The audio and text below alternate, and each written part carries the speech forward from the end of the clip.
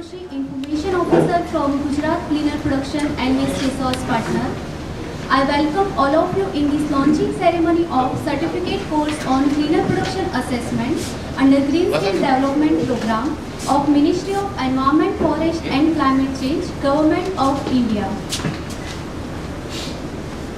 We welcome Dr. Jermin Vasa, President, Gujarat Chamber of Commerce and Industry, Dr. Rene Van Berkel, Representative UNIDO, New Delhi, Dr. Anandi Subramaniam, Senior Economic Advisor, MoEF&CC, New Delhi, and Srimati D. Thara, IAS, VCN MD, GIDC and Chairperson, GCPC. We welcome you all. GCPC is working as an Environmental Information System Center on cleaner production and clean technology since 2003. And the center has started the activities as ENVI's resource partner as per the new mandate of MoEF&CC Government of India. Utilizing the vast network and expertise of ENVI's hubs and RPs, the MoEF&CC Government of India, in consultation with the National Skill Development Agency, Government of India, has taken up an initiative for skill development in the environment and forest sector to enable India's youth to get gainful employment and or self-employment, and it's called the Green Skill Development Program. So the program endeavors to develop green skilled workers having technical knowledge and commitment to sustainable development, which will help in the attainment of the intended nationally determined contributions and sustainable development goals. So under this, GCPC ENVIS has been assigned a task to conduct 2 certificate courses. One is ETP, CETP, HTP Operation and Maintenance, and second is Cleaner Production Assessment. So the training of master trainers of ETP, CETP, HTP Operation and Maintenance has been started from 5th of July 2018 at Vapi, and same is going on very smoothly. And today we are here for launching of second certificate course of master trainers, that is Cleaner Production Assessment. So once again I heartily welcome to dignitaries on the dais and all participants in this program, and especially our GSDP candidates. So as a tradition to start the program, I would like to invite all dignitaries on dais for lighting of lamp. संपदा शत्रुबुद्धि विनाशाय दीपो ज्योति नमस्ते.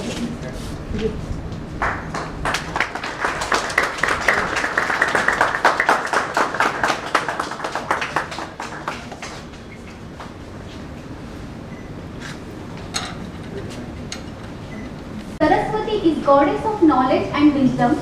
For this good initiative, I would like to invite GCPC team for Saraswati Vandana.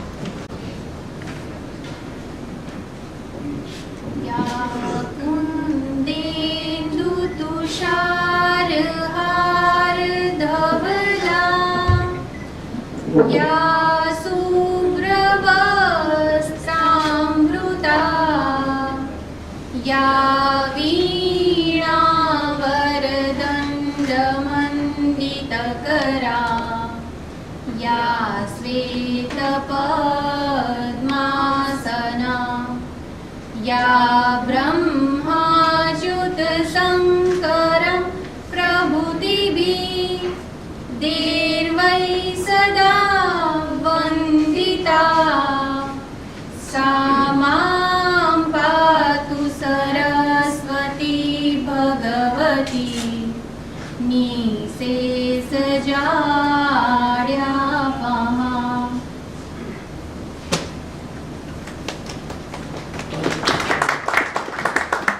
Thank you, GCPC team. Now I would like to invite Dr. Bharat Jain, Member Secretary GCPC, for welcome address and background of course.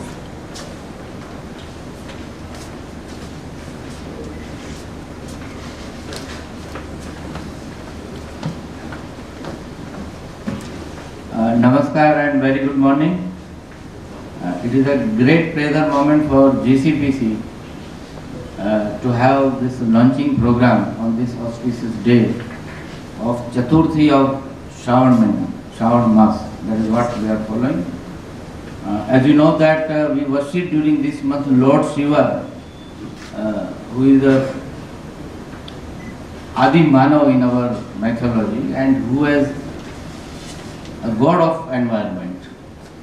So I take this opportunity to inform that on this auspicious day, a very special program of launching for the first time probably in India, and Dr. Rani, if correct, maybe during our RECP network also, this is Serbia or some centers, nobody has taken up this detailed CP assessment training program. So it is a matter of pride for me, for GCPC and for all our stakeholders as well.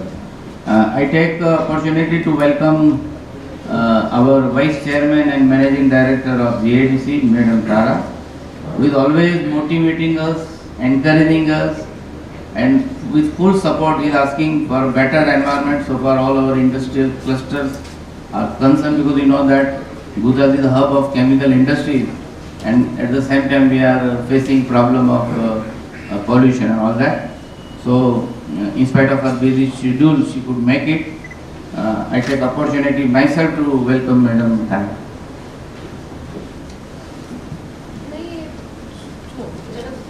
Yes. Rest of the give it to everybody. Yeah. Everybody is equally. Yeah.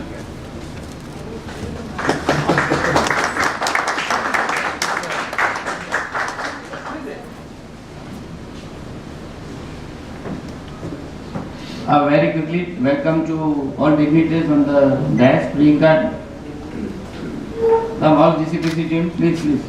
They are our young environment and chemical engineers who are working very hard.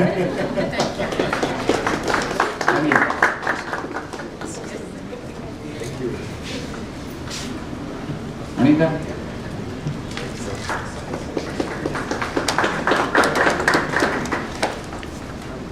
We also welcome Dr. Anandi Subramanian. She is a senior economic advisor heading ENVIS, which is very important.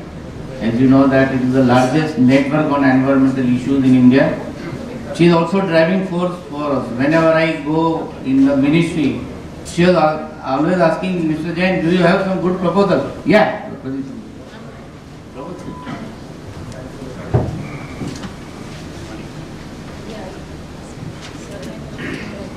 So very in spite of she has been visiting so many MD centers, but I always request her kindly visit Gujarat as well, because we have got active other 3 MD centers like GEC, CRC and NIOH, and this time I could make it. So we welcome Dr. Anandi, we welcome Kumar Rajneesh also, he is handling MD Secretariat, always asking us for good proposal and always supporting us. I also take opportunity to welcome Dr. Rene. He is the person who has initiated RECP, resource efficient and cleaner production at the global level. Started his career as industrial ecologist in Netherlands, served in Australia and Curtin University for a number of years, and his thesis helped us in industrial ecology also, what we are talking of industrial symbiosis and all that. Later on he joined as a chief technical advisor for Indonesia, and then for some time heading our Vienna CP division, and now he is at Delhi, a regional head of Asia Pacific countries. Welcome Dr. Rene, you could make it. I know that you were trapped in Kerala last week, you have travelled back to Delhi, arrived late night, and tomorrow morning at 2 o'clock he is flying back to Netherlands to see his mother, 86 years old. And he knows my mother, he met my mother, she is 90 years old. Welcome. I also take opportunity to welcome Shri Pradeep Singh ji. He is an IITian engineer, technocrat, and very recently joined as a director environment. And friends, this is the positive side where we have pollution control board officers, forest and environment department officers, helping industry for the better environment. So that is what the positive sign we have, where we have got very good balance of ecology and economy. Welcome sir, I know that you are very busy in some meeting of air pollution and all that. I also take opportunity to welcome Prabodhbhai Patel. You know that Gujarat has got almost more than 200 industrial estates, and most of estates has an industries association. And all of that association, we have got one Federation of Industries Association, Prabodh Bhai belongs to a very small scale industries of intermediates at Ankleshwar. But I remember when we started our CPA activities way back in the year 1999, he was the first person to offer this industry. Welcome, Prabodh Bhai.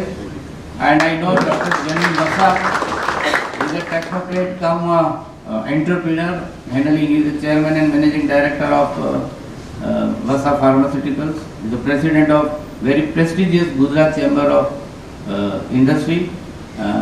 He has to leave by 11:30, but he said since both madams are here, he will be going back to airport straight away from this place. Thank you for coming, Dr. Basa.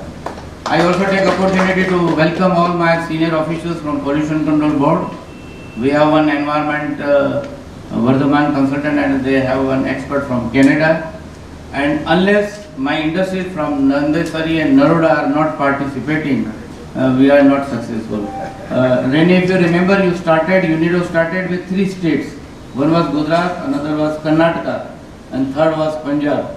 It is a matter of pride for me that only Gujarat is survived, and that is Gujarat Cleanup Production.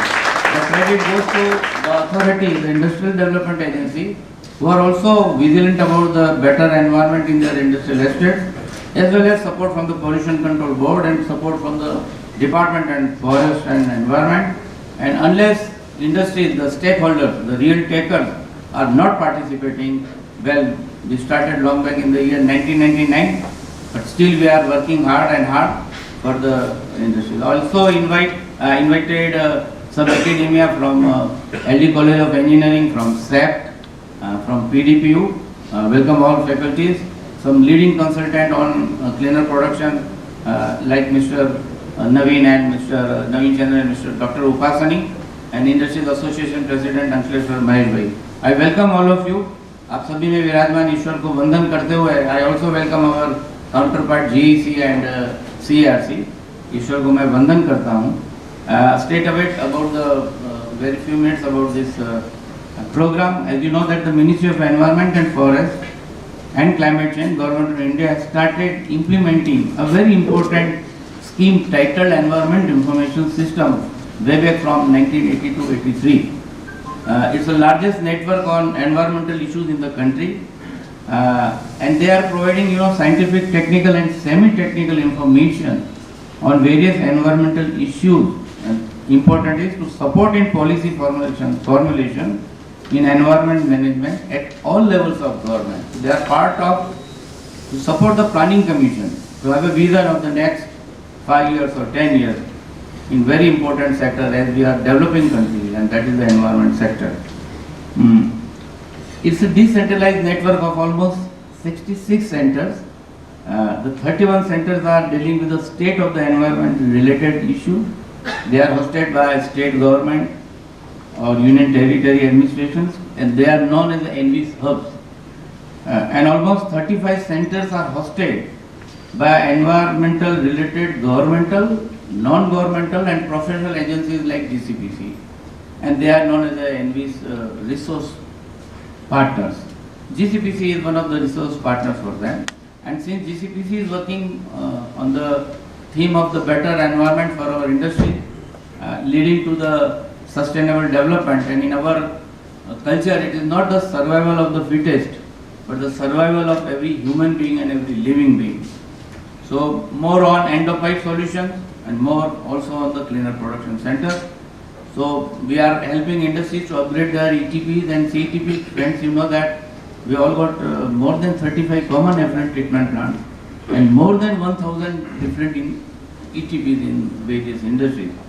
So on one hand we are supporting to the solution of end-of-pipe, but at the same time to the technical guidance of UNIDO, we are working on proactive management, and that is cleaner production, waste minimization right at the source where you generate waste, and that philosophy we are clubbing. I am thankful to the NVs for giving 2 projects, one for ETP operators which is going on at Vapi very smoothly, where we will be training almost 15 master trainers who in turn will train 10th and 12th dropout. That is very important.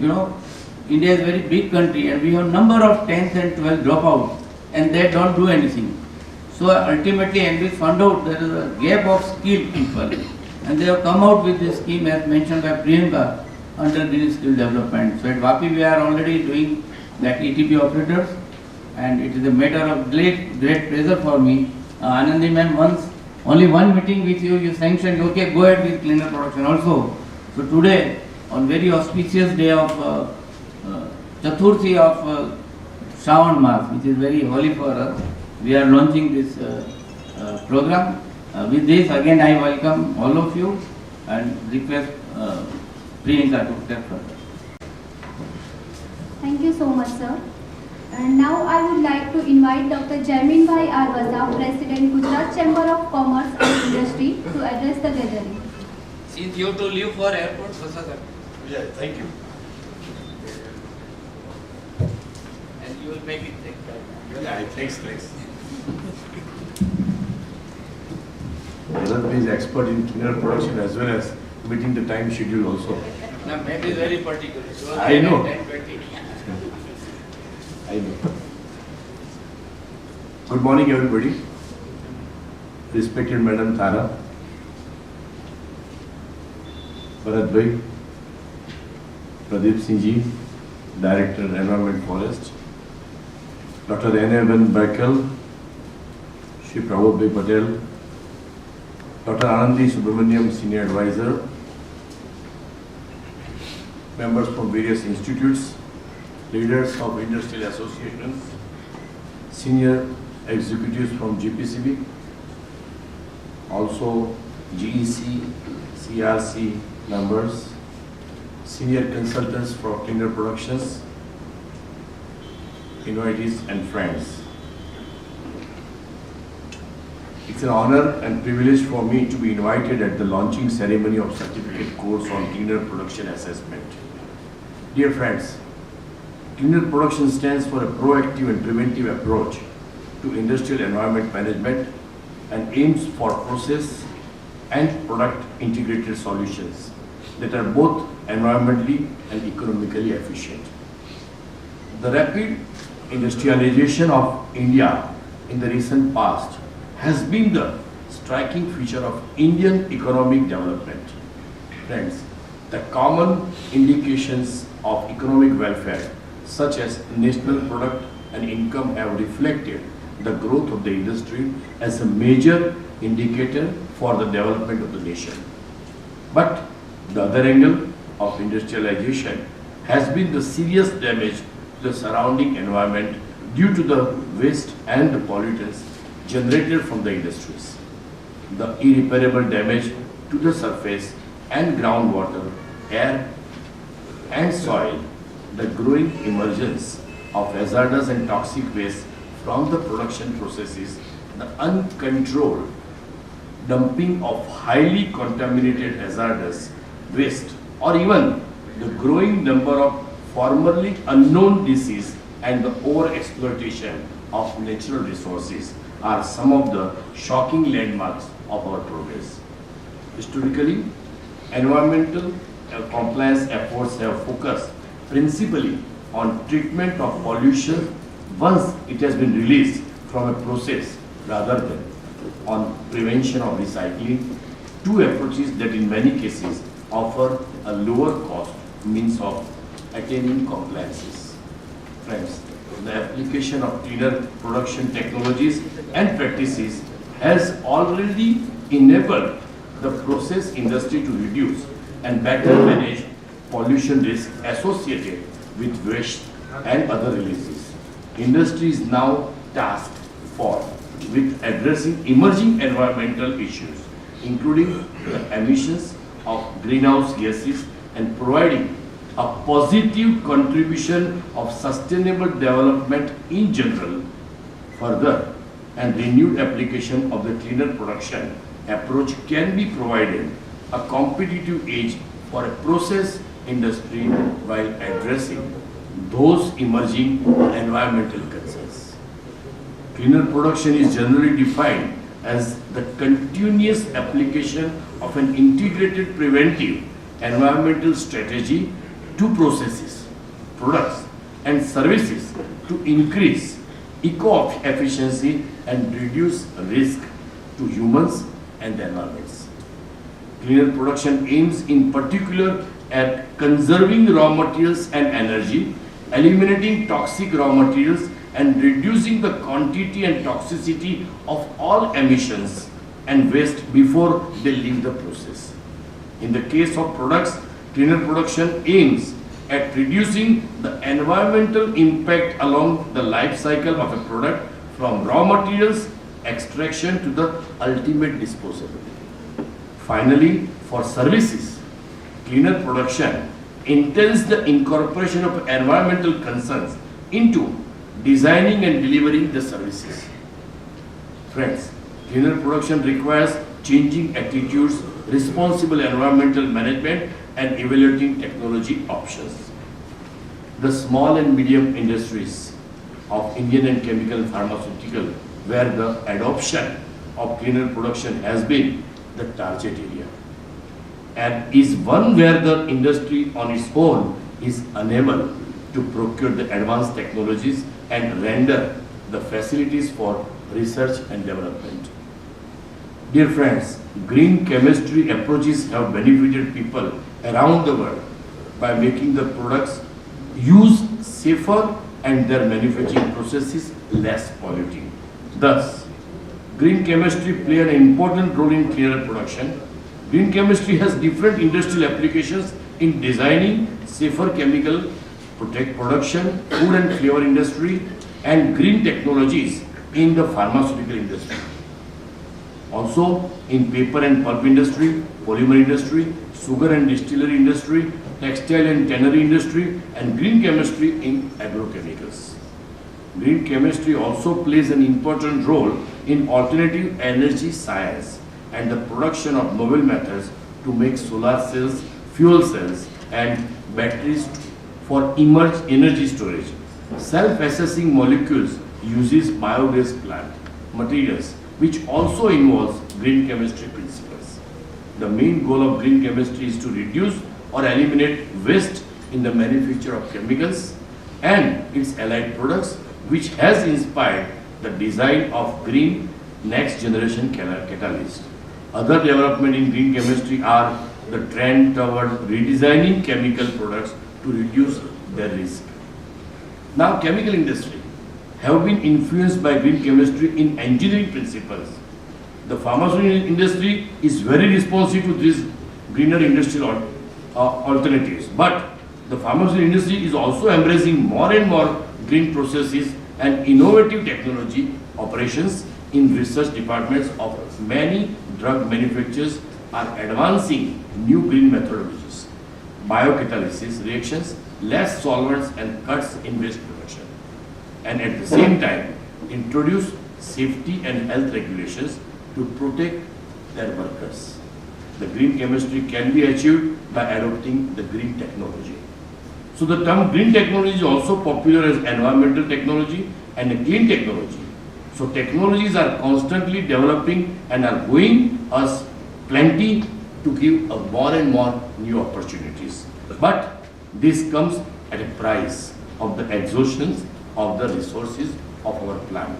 So it is already pretty clear that the human activities lead to reality concerning pollution of the planet and to the importance of the green technology. So now the green skills are also those skills needed to adapt the green technology, related processes, services and products to climate change and the environmental regulations and requirements related to it. So friends, it includes the knowledge, abilities, values and attitudes needed to live in, develop and support a sustainable and resource efficient in society. So the skills are required in areas such as renewable energy, wastewater treatments, climate resilient cities, green construction, solid waste management, etc. Friends, why green skill development program is important? Because India would need around 10.4 crore of new workforces by the year 2022 in various sectors, and hence skill development is essential to meet this demand. The green skilled workforce having technical knowledge and commitment to sustainable development will help the attainment of SDGs INDCs and national biodiversity targets. Green skill is also crucial for making the transition from energy and emission intensive economy to cleaner and greener production and service patterns. So this program aims to train youth who have not been able to continue higher education due to different financial and social commitments, but has an urge to learn new things and do something fruitful. I believe this type of green skill development program endeavors to develop green skill workers having technical knowledge and commitment to sustainable development. And this kind of launching with certification program will really help this kind of work to really get more and more opportunity to work. I am sure this will help in the attainment of the intended nationality determined contributions, sustainable development goals and nationally biodiversity targets. As a president of GCCI, as well as a president of Gujarat Chemical Association, I assure you all that we will take an active role along with GCPC to carry forward this type of program of the industrial perspective. With all your best wishes and thank you for patient hearing. Wish you all a very, very happy Independence Day in advance. Thank you.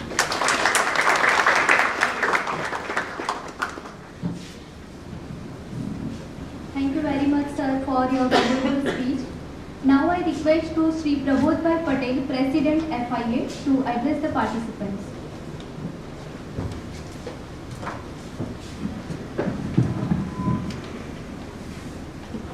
DISE ऊपर विराजमान Shri Anandiben Subramaniam, Shrimati Thara madam, Shrimati Pradeep Singh ji, doctor N Van, doctor Jamin Vasava, and my all friends, association president, Mahesh Bhai, and others, GPCB staff. મિત્રો, હું ગુજરાતીમાં બોલીશ. હું 1999માં મારી factory મેં 1984 ચાલુ કરેલી કામદારો industries. I am manufacturing in pigment intermediates. 1999માં ભરતભાઈ જૈન, જેમનો આજે ખૂબ આભાર માનું છું કે એમને મારી ફેક્ટરીની વિઝિટ કરેલી. ત્યારે આ શરૂઆત હતી જીસીપીસીની. એમને મને ક્લીનર પ્રોડક્શન માટે કંઈક પ્રોત્સાહન આપેલું કે તમે આમાં કંઈક કરો. તો મેં આમાં એમની સાથે ભાગ લઈને મારી પ્રોડક્ટની આખી એમને કહ્યું તમારી ટોટલ પ્રોડક્ટમાં આખે ઓપન થવું પડે. તમારી આખી કોઈ મોનોપોલી કંઈ પણ હશે રાખવાનું નહીં. જે હોય મને તમે કહી દેજો, હું તમને આમાં બેનિફિટ જે થશે એ કરીશું. ડૉક્ટર ઉપાસની પણ એમાં લગભગ સાથે હતા. મિત્રો, મારી પ્રોડક્ટ ચાલુ કર્યા પછી 15 દિવસે બહાર આવે છે. એમાં સલ્ફોનેશન, chlorination, nitration, reduction, all are step in my product. And opportunity means product yield is very less than at that time, 50%. And agent today is yield 65% due to GCPC. At that 1999 we have in byproduct in HCl we have waste. This is waste at that time. Agent today, this is my product. Ammonium sulfate. At that time it is also byproduct. Sorry. And at that time it is my wastewater. Agent today I will sell in by money. We will earn in this product. So I have benefit in this product very much. And अभी जो pollution control board GPCB अभी है, तो मैं इसको एक बात करूँगा कि साहब कोई भी हैजार्डस वेस्ट को भी मत डालो. अभी जो भी बाय प्रोडक्ट है इसको रीसेल करने में इतना प्रोत्साहन दो, इंडस्ट्री को इतना प्रोत्साहन दो. इनऑर्गेनिक प्रोडक्ट, ऑर्गेनिक सॉल्वेंट, जो भी प्रोडक्ट है इसको रीयूज करने में जितना आप प्रोत्साहन करेंगे इतना अच्छा है. अभी सीनारियो थोड़ा चेंज हो गया है. मेरा अनुभव है इसमें अभी, क्योंकि अभी बाय प्रोडक्ट को एडजस्ट में डाल के सब रूल 9 मिलता नहीं है. फिर भी इसको प्रोडक्शन अभी एक साथ GIDC वाइब्रेंट कर रही है, एक साथ MOU कर रही है, और हमारा जो विकास है अभी वो रुक गया है. लास्ट 10 वर्षથી આપણો વિકાસ અત્યારે રૂકી ગયો છે due to chemical this is other waste. मेरे स्पॉन्सर के हिसाब से वही बात करूँगा क्योंकि मेरे कंपनी में अभी जो मैं अभी I higher tax payer last 2 year but now some GPCB strong step then now we have production loss also we have not sell our byproduct so this is some problems। तो मेरा sir आपको भी request है कि जो भी by product है इसको रीयूज करने के लिए आप प्रोत्साहन करेंगे तो एनवायरनमेंट कम हो जाएगा। This is my strong opinion and GCPC जो भी कर रही है वो सेम वही लाइन में सिखाती है हमको कि आप बाय प्रोडक्ट रॉ मटेरियल को बाय प्रोडक्ट में रॉ मटेरियल को बाय प्रोडक्ट में यूज करो इसको। हाँ कि कितनी प्रोडक्ट है ऐसी HCl है सल्फेट है एमोनियम क्लोराइड बहुत प्रोडक्ट ऐसी है कि जो रिसाइकल यूज हो रही है करना चाहिए। तो मित्रों मारी एक रिक्वेस्ट है कि GCPC में જેટલા મિત્રોએ ભાગ લેવો જોઈએ FI તરફથી હું ભરતભાઈને એક પ્રોત્સાહન આપું છું કે તમે મારી સાથે આવીને કોઈ પણ એસોસિએશનની અંદર કોઈ પણ ફેક્ટરીમાં જવું હશે તો હું સાથે આવીને એનો નંબર બનાવીશ અને તમારા સાથે ભાગ લઈને અને જેટલા ઇન્ડસ્ટ્રીવાળા ભાગ લે એ આપણા માટે ખૂબ સારું છે। આભાર।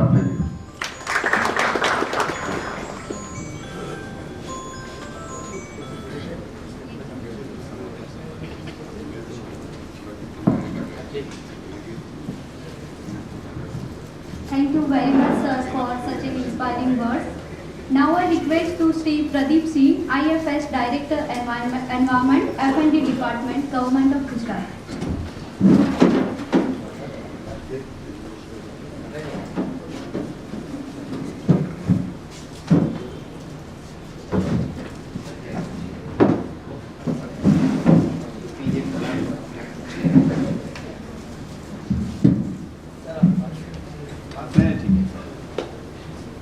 Good morning, everyone.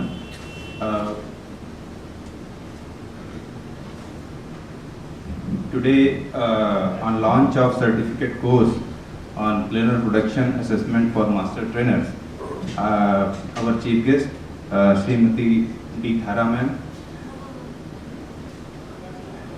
and our very special guest, Dr. Anandi Subramaniam ma'am from Government of India, MoEF and Climate Change. Our special invitee, Dr. Rene Berkel from UNIDO, and our friends from industry, Mr. Jamin Vasa sahib and Prabodh Patel ji, friends from industries, GPCB, GC, GRC, Bharat Jain ji. It is a very special occasion. It is a small gathering but precious gathering, and it is indeed a pleasure that we are launching a certificate course for green initiatives of government, especially which will enable us in future Government of Gujarat's emphasis on environment protection along with the industrial growth. This skill development program is part of our Skill India mission, and where our Ministry of Environment and Forest has seized this opportunity and prepared a niche for itself, emphasizing on green skill development. As Mr. Jamin Vasa said, that we will need more people who are trained in cleaner production techniques, assessments by 2022. It was also emphasized by Prabodh Patel ji that there should not be any waste. We should not think of production processes from the waste point of view. I, coming from forest department, and my own experience from nature is that when we see a nature or a forest or a natural system, we don't see a waste.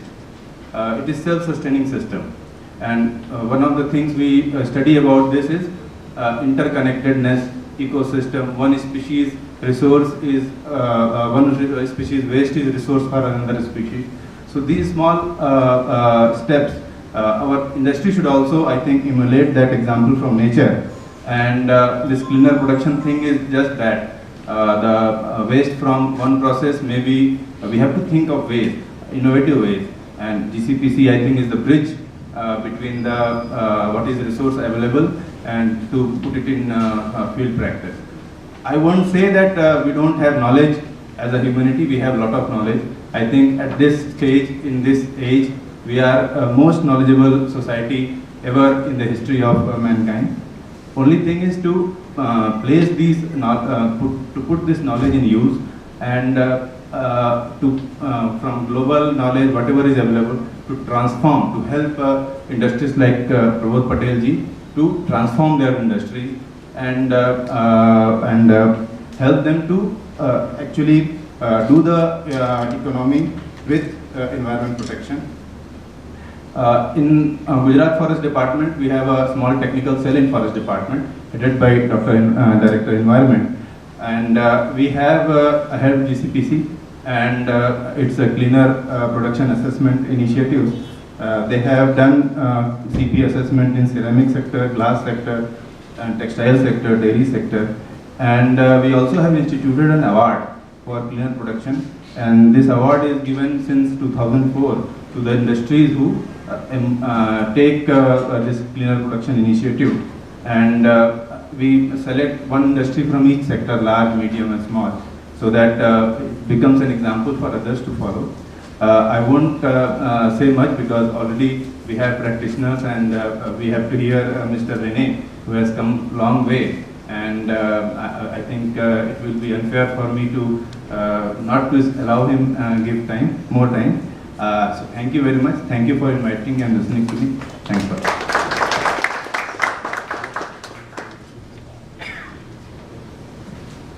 Thank you very much, sir.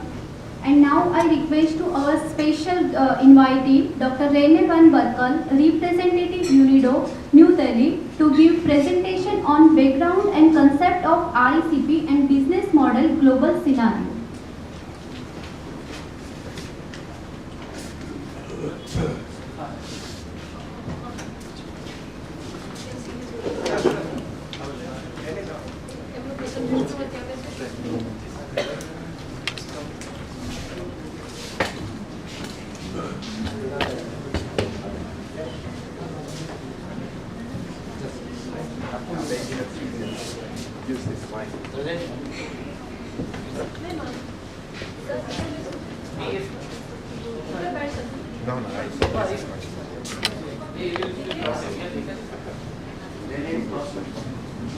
Okay, thank you very much for the kind introduction. And when the Valentine called me up and said we need to launch this certificate course, I said, first of all, this is very much appreciated.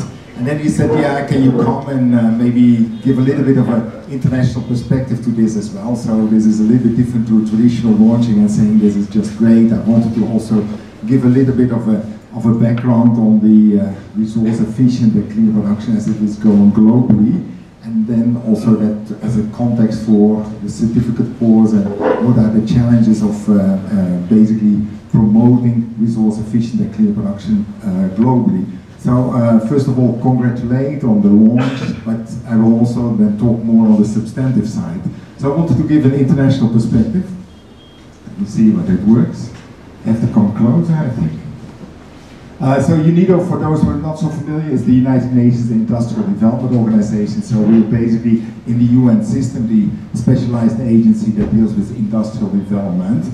And we say that for poverty reduction, inclusive globalization, environmental sustainability.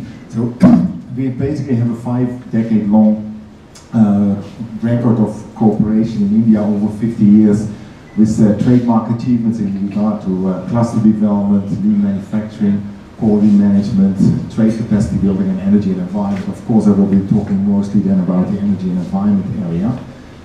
What we are currently doing, our counterpart is the DIPP, the Department of Industrial Policy and Promotion, as the main counterpart for us. We have a country programming framework for the next 5 years, which is basically dealing with the MSME sector. So how can we increase the productivity and the resilience of the MSME sector so that it become a more respected part of the industrial fabric, and where now sometimes they are voted upon and looked down upon. So how can we bring and mature and modernize the MSME sector.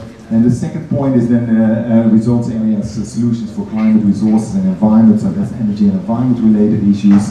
The third point is to look at the inclusiveness of our industries and industrial development value chains, so that there is more decent work in factories, more job opportunities, there's inclusive value chains, that we can see that also in the rural areas the benefits of industrialization materialize.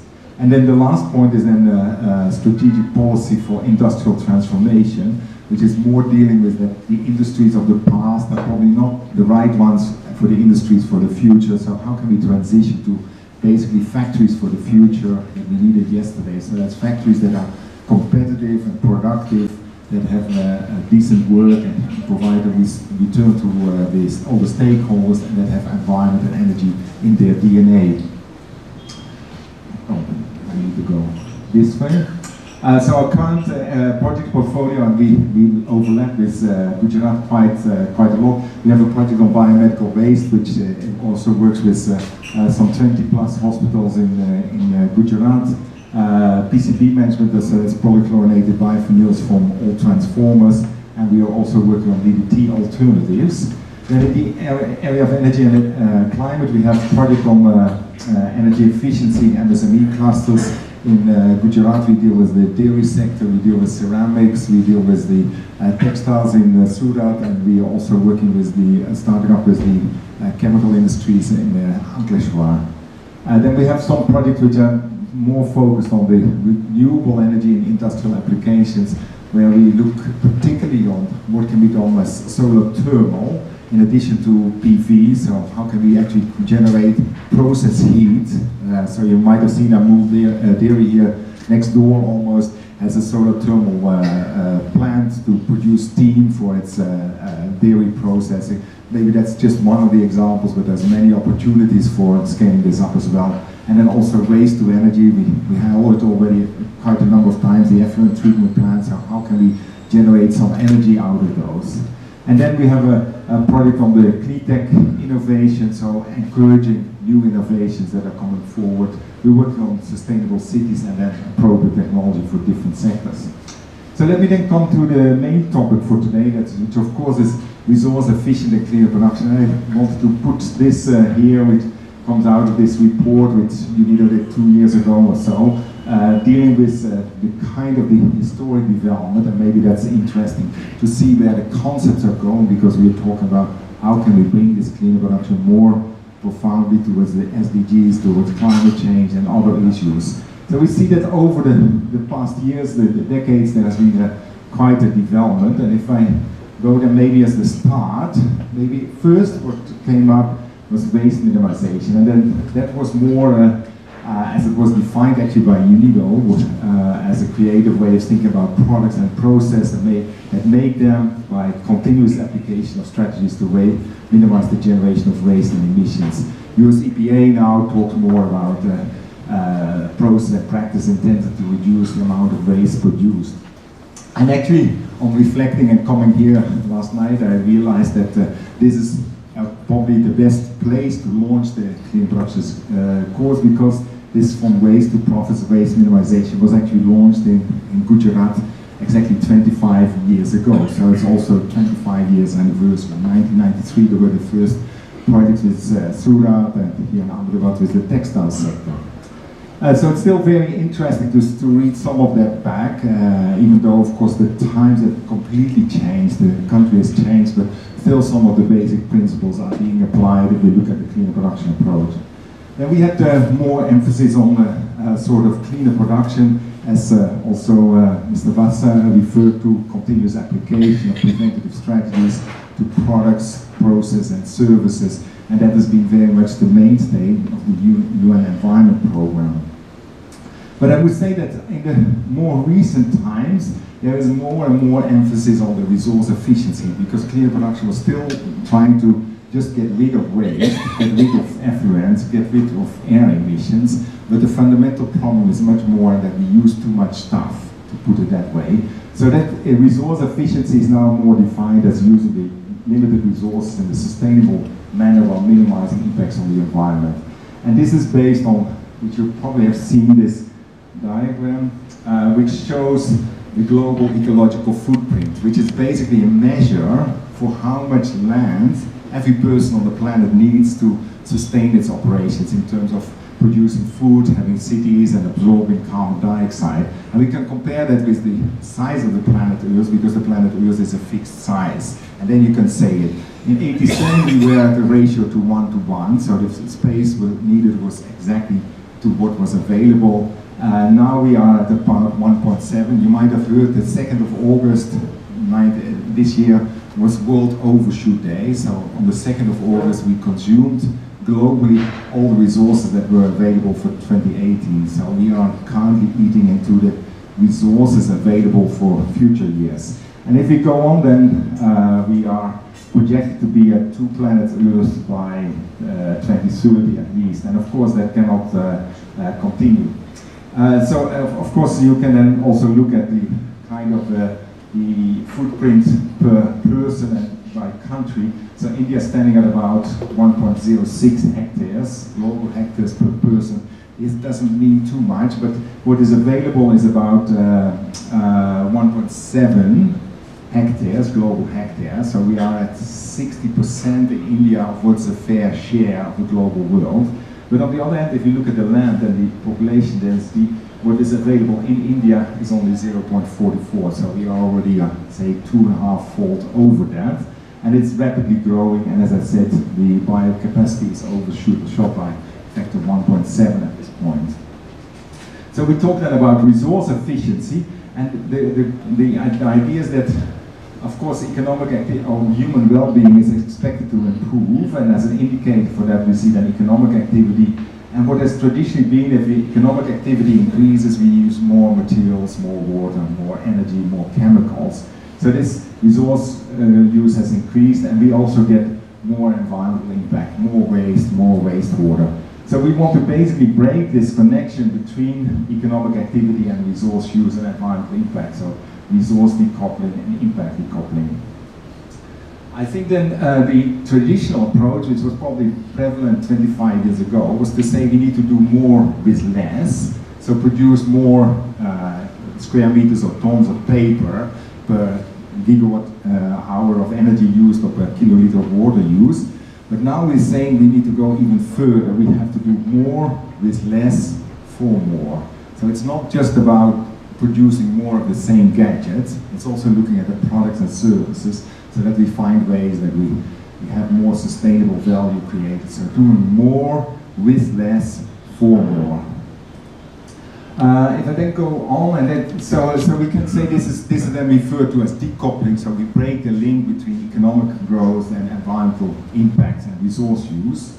And then I think that you could see that we have then seen a sort of transition in the thinking of how we deal with environmental issues. So in pollution issues in the centuries ago, in London in the 18th century, there was already pollution from the laundries and so on. What they did is put them away, or we built high stacks. This is the dispersion approach. And we had the control approach, of course, with building the wastewater treatment plants, the air pollution filters, which we still need. Then we started to think about recycling, so how can we close loops?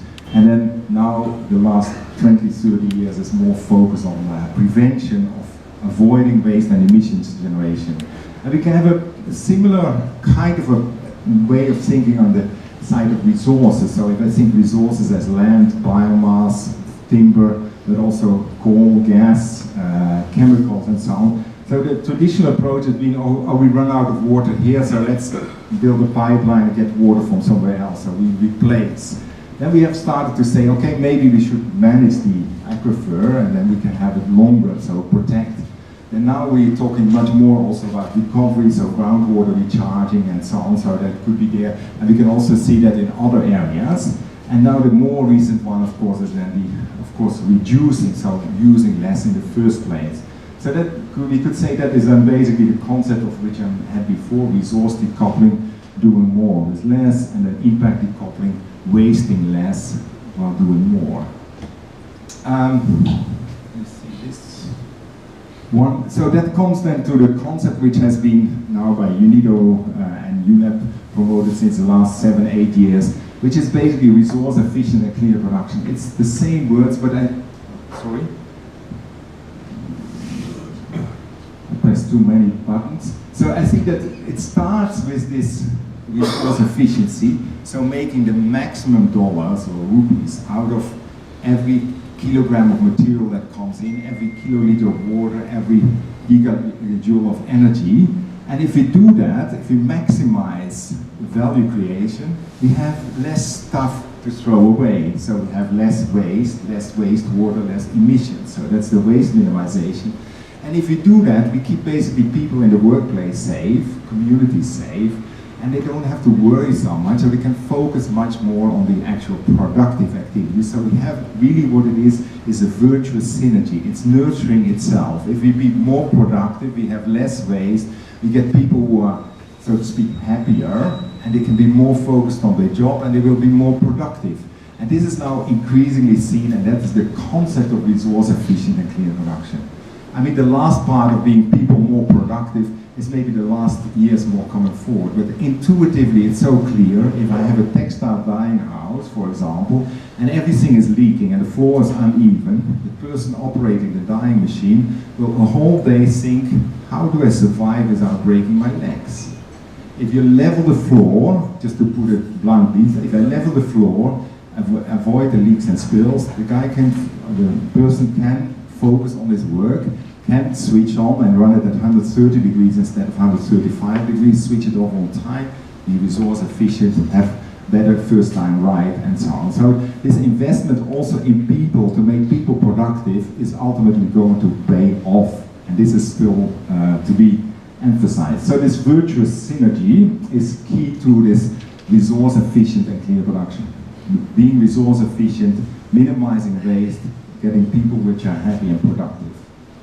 There was some reference that this is of course then the resource efficient and clean production mostly focused on the individual units, but of course we need to look at the ecosystem which is around, and then we say that we can go to eco-industrial parks, and the two main components is then to see that we can do integration of water and energy circuits between companies. So one company might need ultra pure water that is slightly contaminated, but is still very pure for another company, which is maybe doing metal finishing or other operations. So it can be multiple used or other ways around, or in terms of waste heat, might be used for waste to one and can be utilized by others. And how can we also do that now increasingly compressed air or steam highways in industrial parks, where in the steam highway, like we saw in Ulsan, if you have excess steam, you put it in. If you need steam, you can pull it out, and it can be two-way traffic, and it can be highly efficient in terms of optimizing the overall energy use.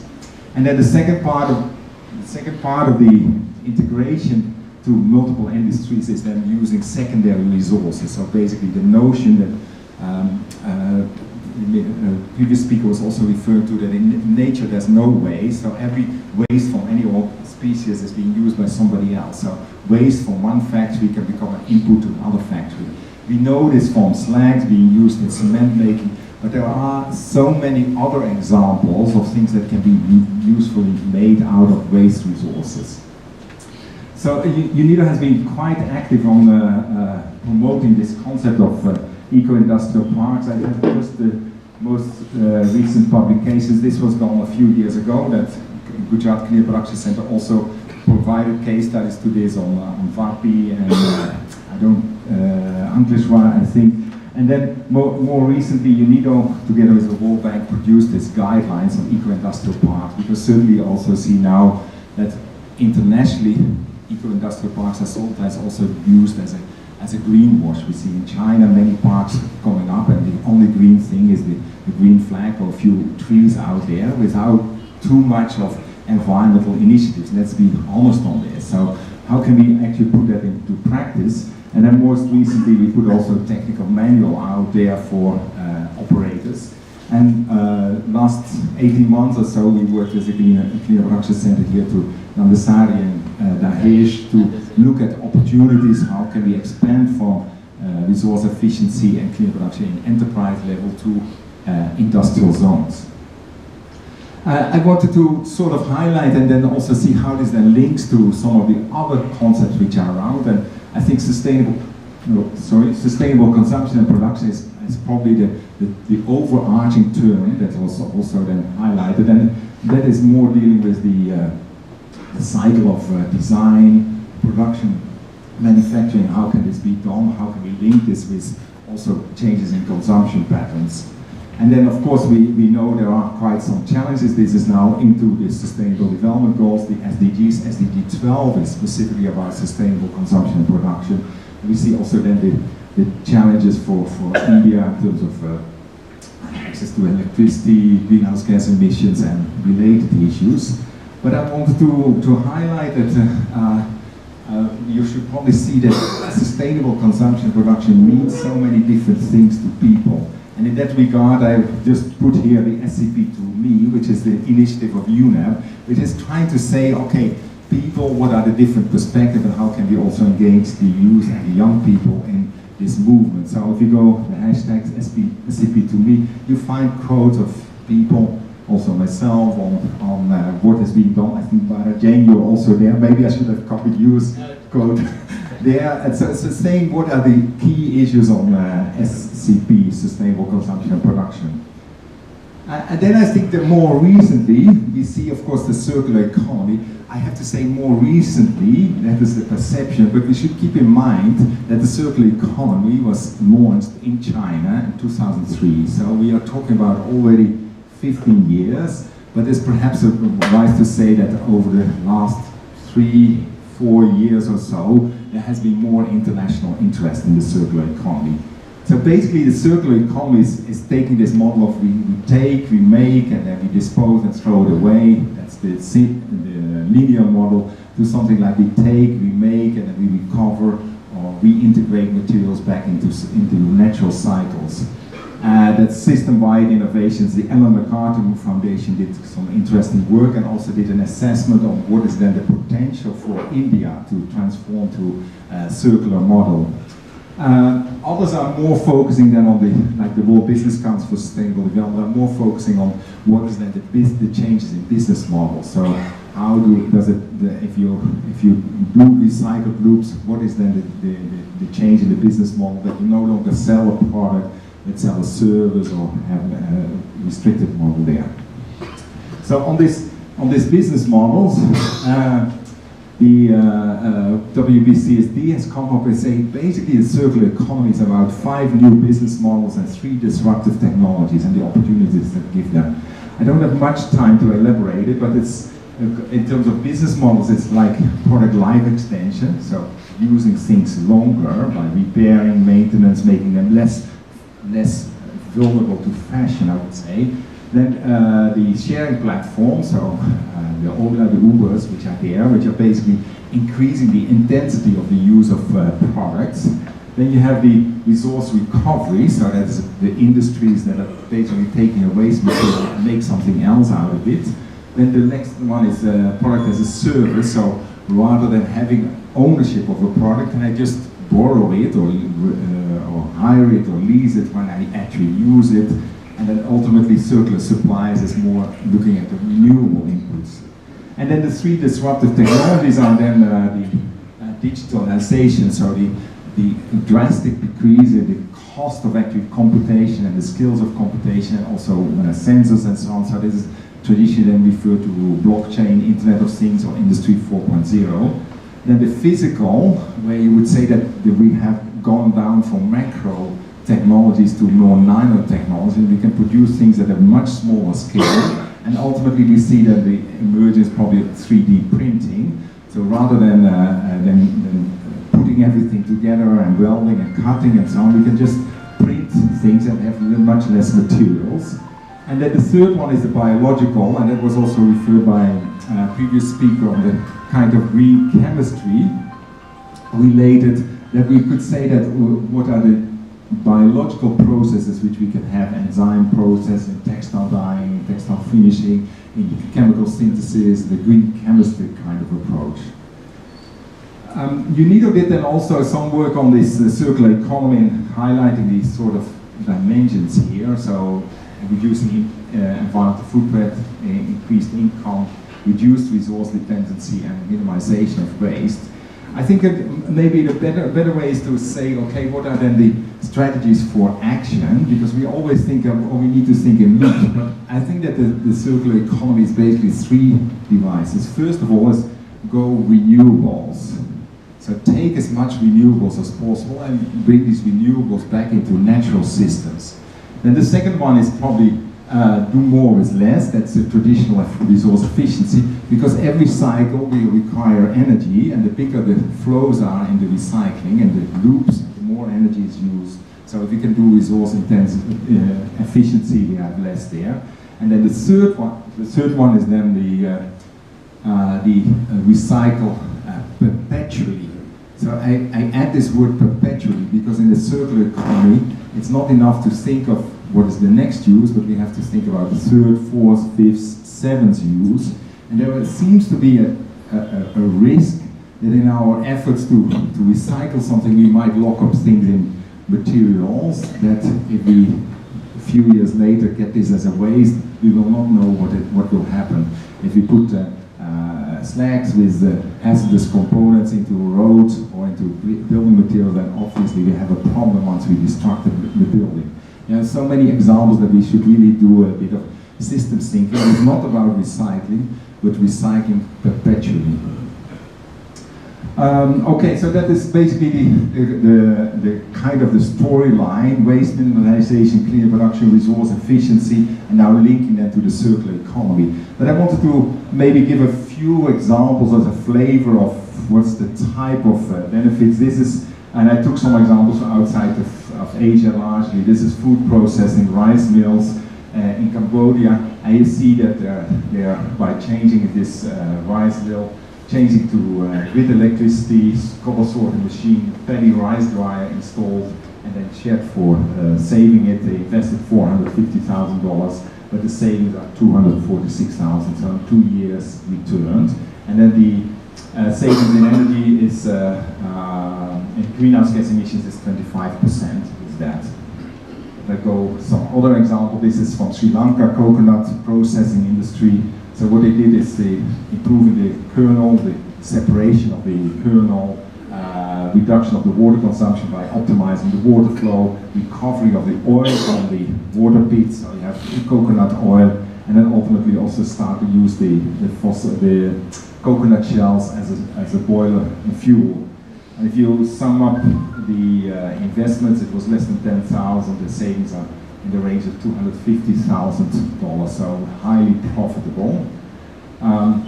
Let's take this as an example of maybe company going really green. This is a tea factory in Kenya, and they did a lot of things in terms of water use, rainwater harvesting, dry cleaning, sub-metering, preventative maintenance, which gave them a 57% reduction in water use.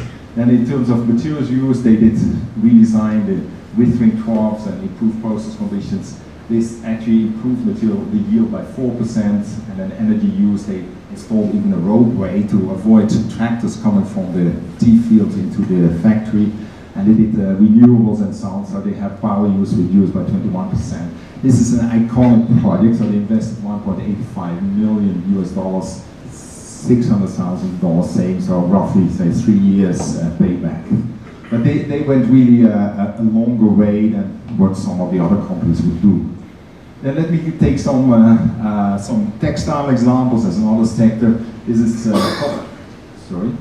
cotton grinding and ginning in Pakistan. So they basically looked at reducing air leakages, conveyor belt system fully replaced, power factor, better gin source, and then also downsizing motors. Invested $60,000, have savings of $170,000, and they've actually improved the product quality because there's longer length cotton left. So that's also then because of the reduction, 70% reduction in power intensity. They have also quite much improvement in the noise levels, because noise is normally an evidence of poor energy consumption, or poor high energy consumption, I should say. This is in Bangladesh as part of this partnership for cleaner textiles that's going on. This is an apparel manufacturer, so they basically set up 2 heat systems. instead of just having a boiler with steam and then using that for all applications, they have now a turbo fluid system and a steam system. They put in an incineration boiler for the waste. They did some skylightings, they did some wastewater improvements and so on. And you see here the water savings are 40,000 cubic meters a year, 105,000 kilowatt hour savings, electricity, steam savings 21,000 tons. And then you see investment 1.4 million, savings 655, so two years and 2 months or something like that. Then at the smaller scale, this is from Cambodia. This is a knitwear manufacturer, and they just changed over from coal boiler to using some of the waste wood which comes out of the sawmills and related ones, and then also improving the lighting conditions, which they have also increased, and the LED tubes and higher. You can actually see it on the figures, much higher light levels for actually doing quality control, savings of nearly 400,000. So it's all quite positive business cases. I think I wanted to also highlight then at the micro level. So Indonesia, as well as working, there's of course many micro enterprises that do this batik, which is traditional for them. And there was a project to try to look at what can be done in even these shops. So looking at the water use, we use small tanks to wash the cloths. We use rinse water, put valves on the hoses, but also change from kerosene stoves to electric stoves so they don't have the fumes in the workplace, and higher efficiency, better control, use of some blowers, removal and recovery of the wax, and then wax spill recovery and related issues. And also here you could see some quite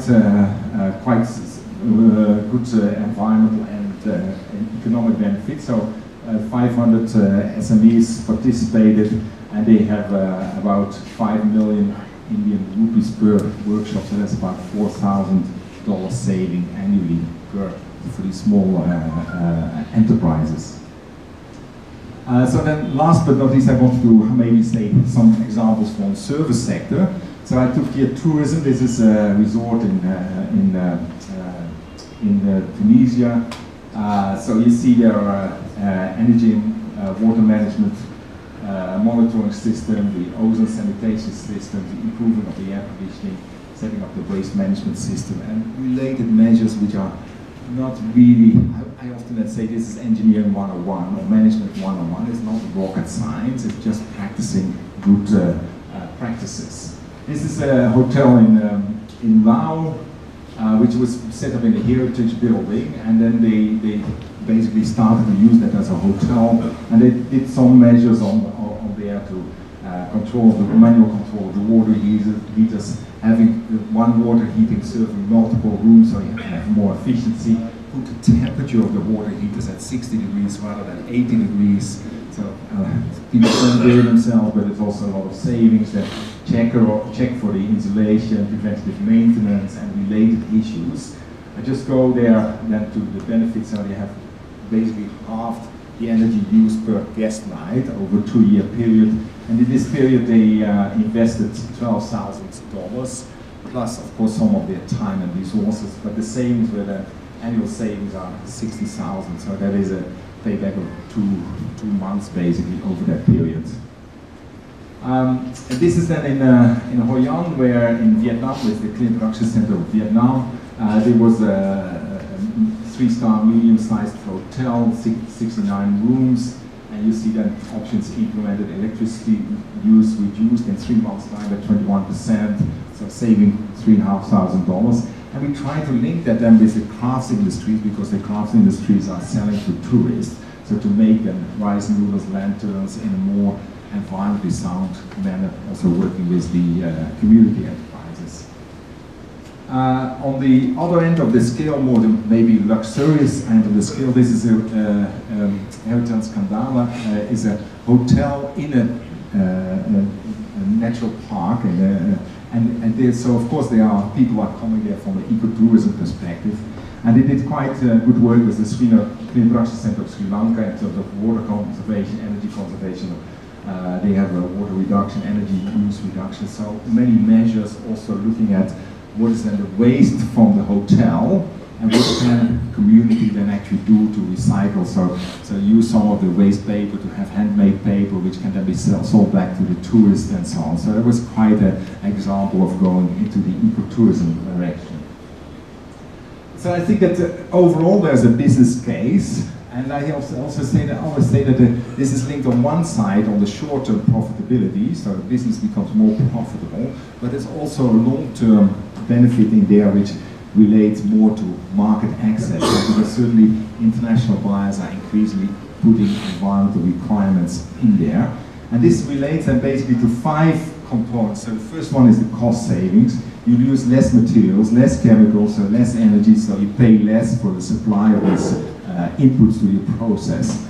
Then the next, as a result of that, you typically have higher first-time right, higher productivity, which means you can basically sell more product, which is also adding more, and the quality improves because there's less going to waste, and quality improves, better prices.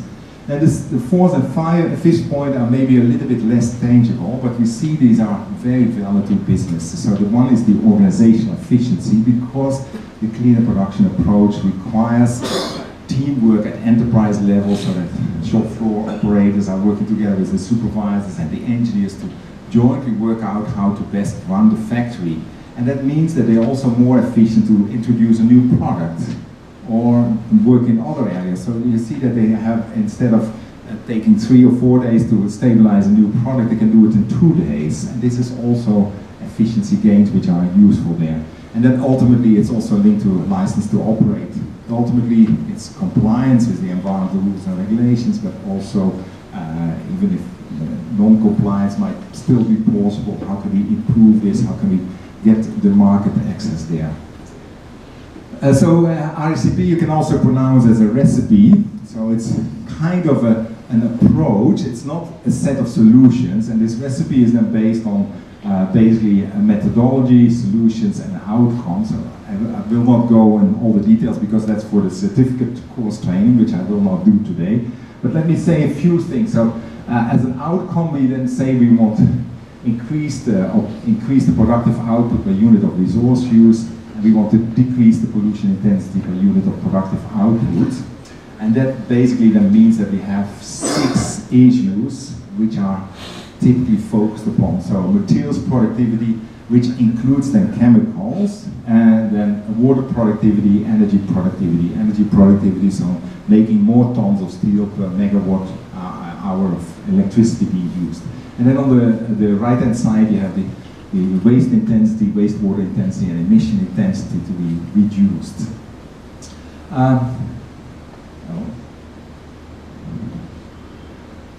Then we say we have this kind of a solutions mindset. So it's kind of the angles or the lenses by which one looks at the production process to find solutions. And there we have now 8 solutions. We start typically with housekeeping, so that's operational measures, fixing leaks and spills, having the right instructions, switching off lights, and so on. Then we go to input change, so to make sure that we have the right input for the right process. So we take an oil which is suitable at the levels of oil of lubrication that we need, that we use renewable resources.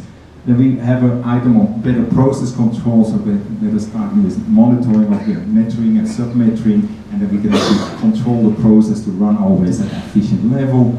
And equipment modification deals with optimizing of the existing equipment so as to run it more efficiently, so that could be insulation, sometimes capacity improvement, or better mixing of vessels that could help to improve efficiency. And technology change is saying, okay, we scrap the existing technology, we replace it with something which is more efficient.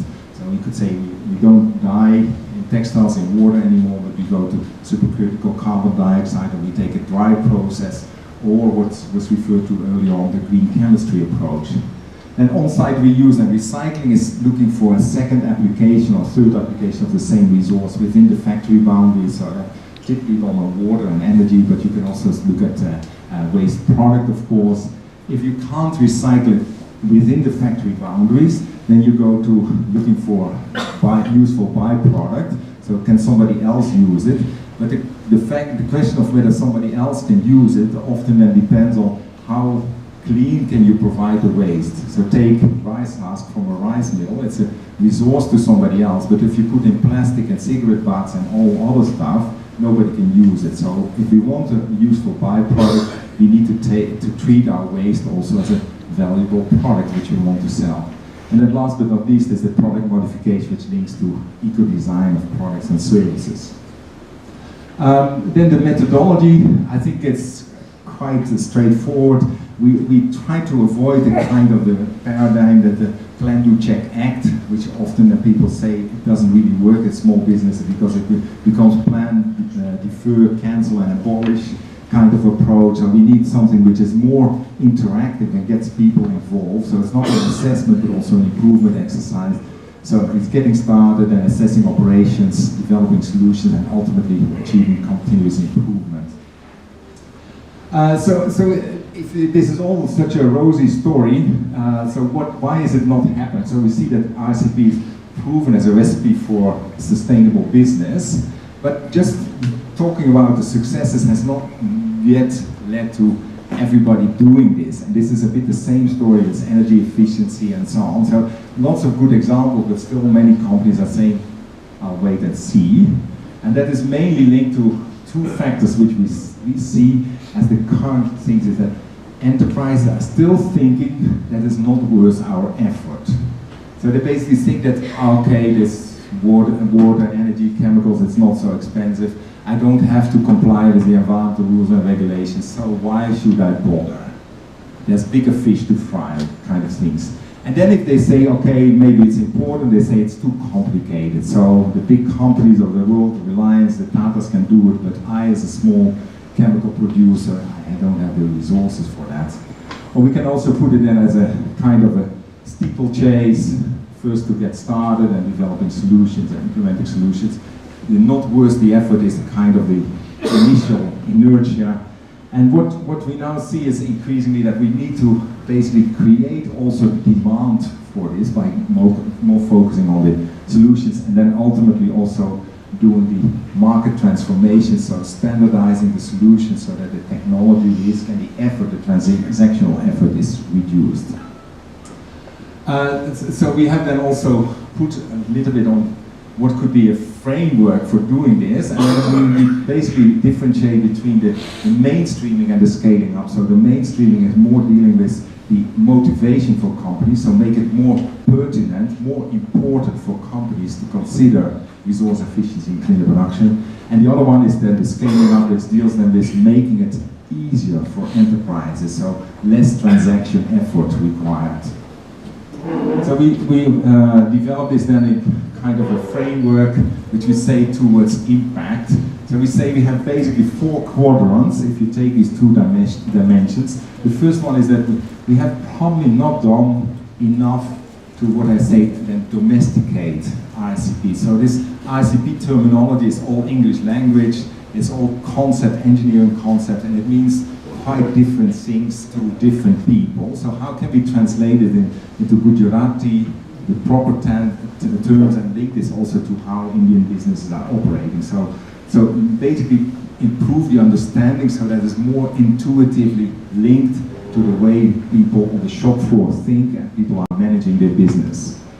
Then the scale up is more on looking at models where we can not only go by one enterprise system, because then every cleaner production assessor can do a deal with 15 or 20 companies a year. But what are the mechanisms to basically get us to deal with 100 or 200 enterprises at the same point in time? So is there streamlined methodologies, cluster-based approaches, value chain-based approaches that could be utilized there? Then the third one is then the reward, the ICP. So that basically is more about increasing incentives for ICP investments and also on disincentives if you don't do it. And then the last point is to embed it, which is more the institutionalization. So I think I wanted to conclude here as reiterating the point that ICP is a recipe, so it's not a fixed solution, fixed set of a solution, but it's a mindset to focus on the efficient use of natural resources and processes, thereby minimizing waste and then having more productive workforce and communities around. Thank you very much.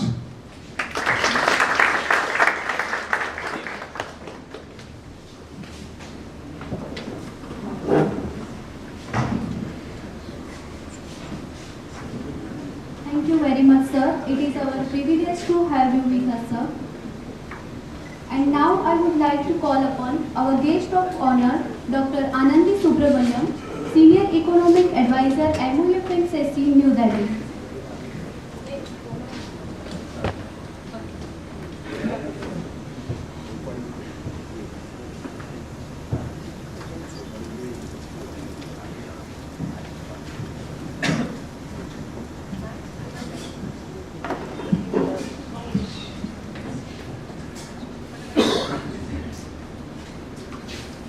Good morning, everybody. Dignitaries on the dais and my dear friends.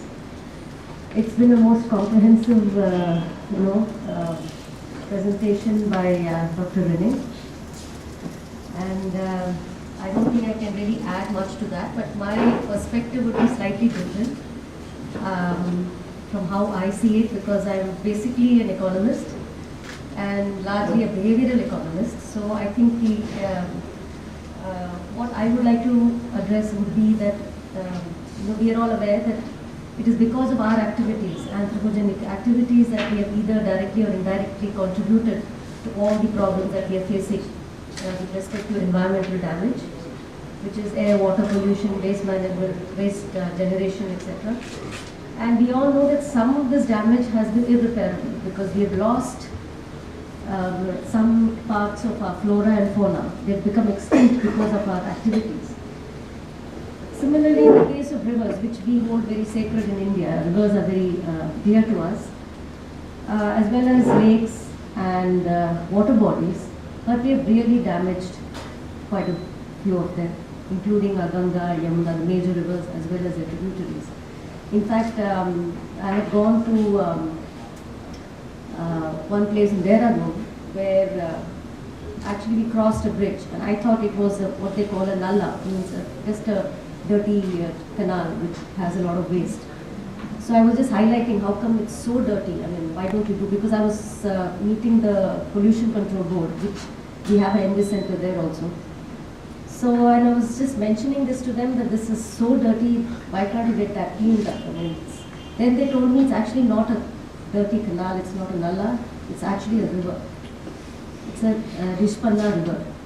I was really shocked. I mean, the way we have damaged our environment, it's something that we need to be really aware of. Similarly, what's happening in Bangalore, in Bellangur Lake, I think all of us are pretty aware of the damage that has been happening there. So how do we sort this out? How do we have got into this problem, which I'm sad to say that when I was in my youth, this wasn't there. I mean, like, we nearly, never have I heard of anybody talking of environmental protection or working towards the cause of environment, or, we never did that. Even in school, we were part of environment. We knew that there were trees around us and everything, and we were part of it. We never considered environment to be separated from us or anything like that. And now we are like, within a generation, we are like talking of all these things. But in one way, even though there's so much of negative things which has happened, I'm happy that we have very quickly come back to the point of understanding that we have already caused a lot of damage. So within the last 3 decades, I'm really happy that India has turned around very fast as compared to the Western countries, where they really took a very long time to understand this. And probably that's because, like, how we are. I mean, we actually have a very close relationship with nature, from historically or traditionally or culturally, whatever you say. So I think that has helped us to have our roots, go back to our roots in a sense. And I'm very happy with that, that we are no longer passive or reactive, we are more on the constructive and now preventive side. I think that's very crucial. And this is something that in fact this UNEP definition, which has been reiterated a lot here, that I find is a very comprehensive definition, which talks of cleaner production as being an environmental strategy. So it's very crucial, and it's a management tool, it's a quality improvement tool, economic tool, environmental. So it's pretty integrated.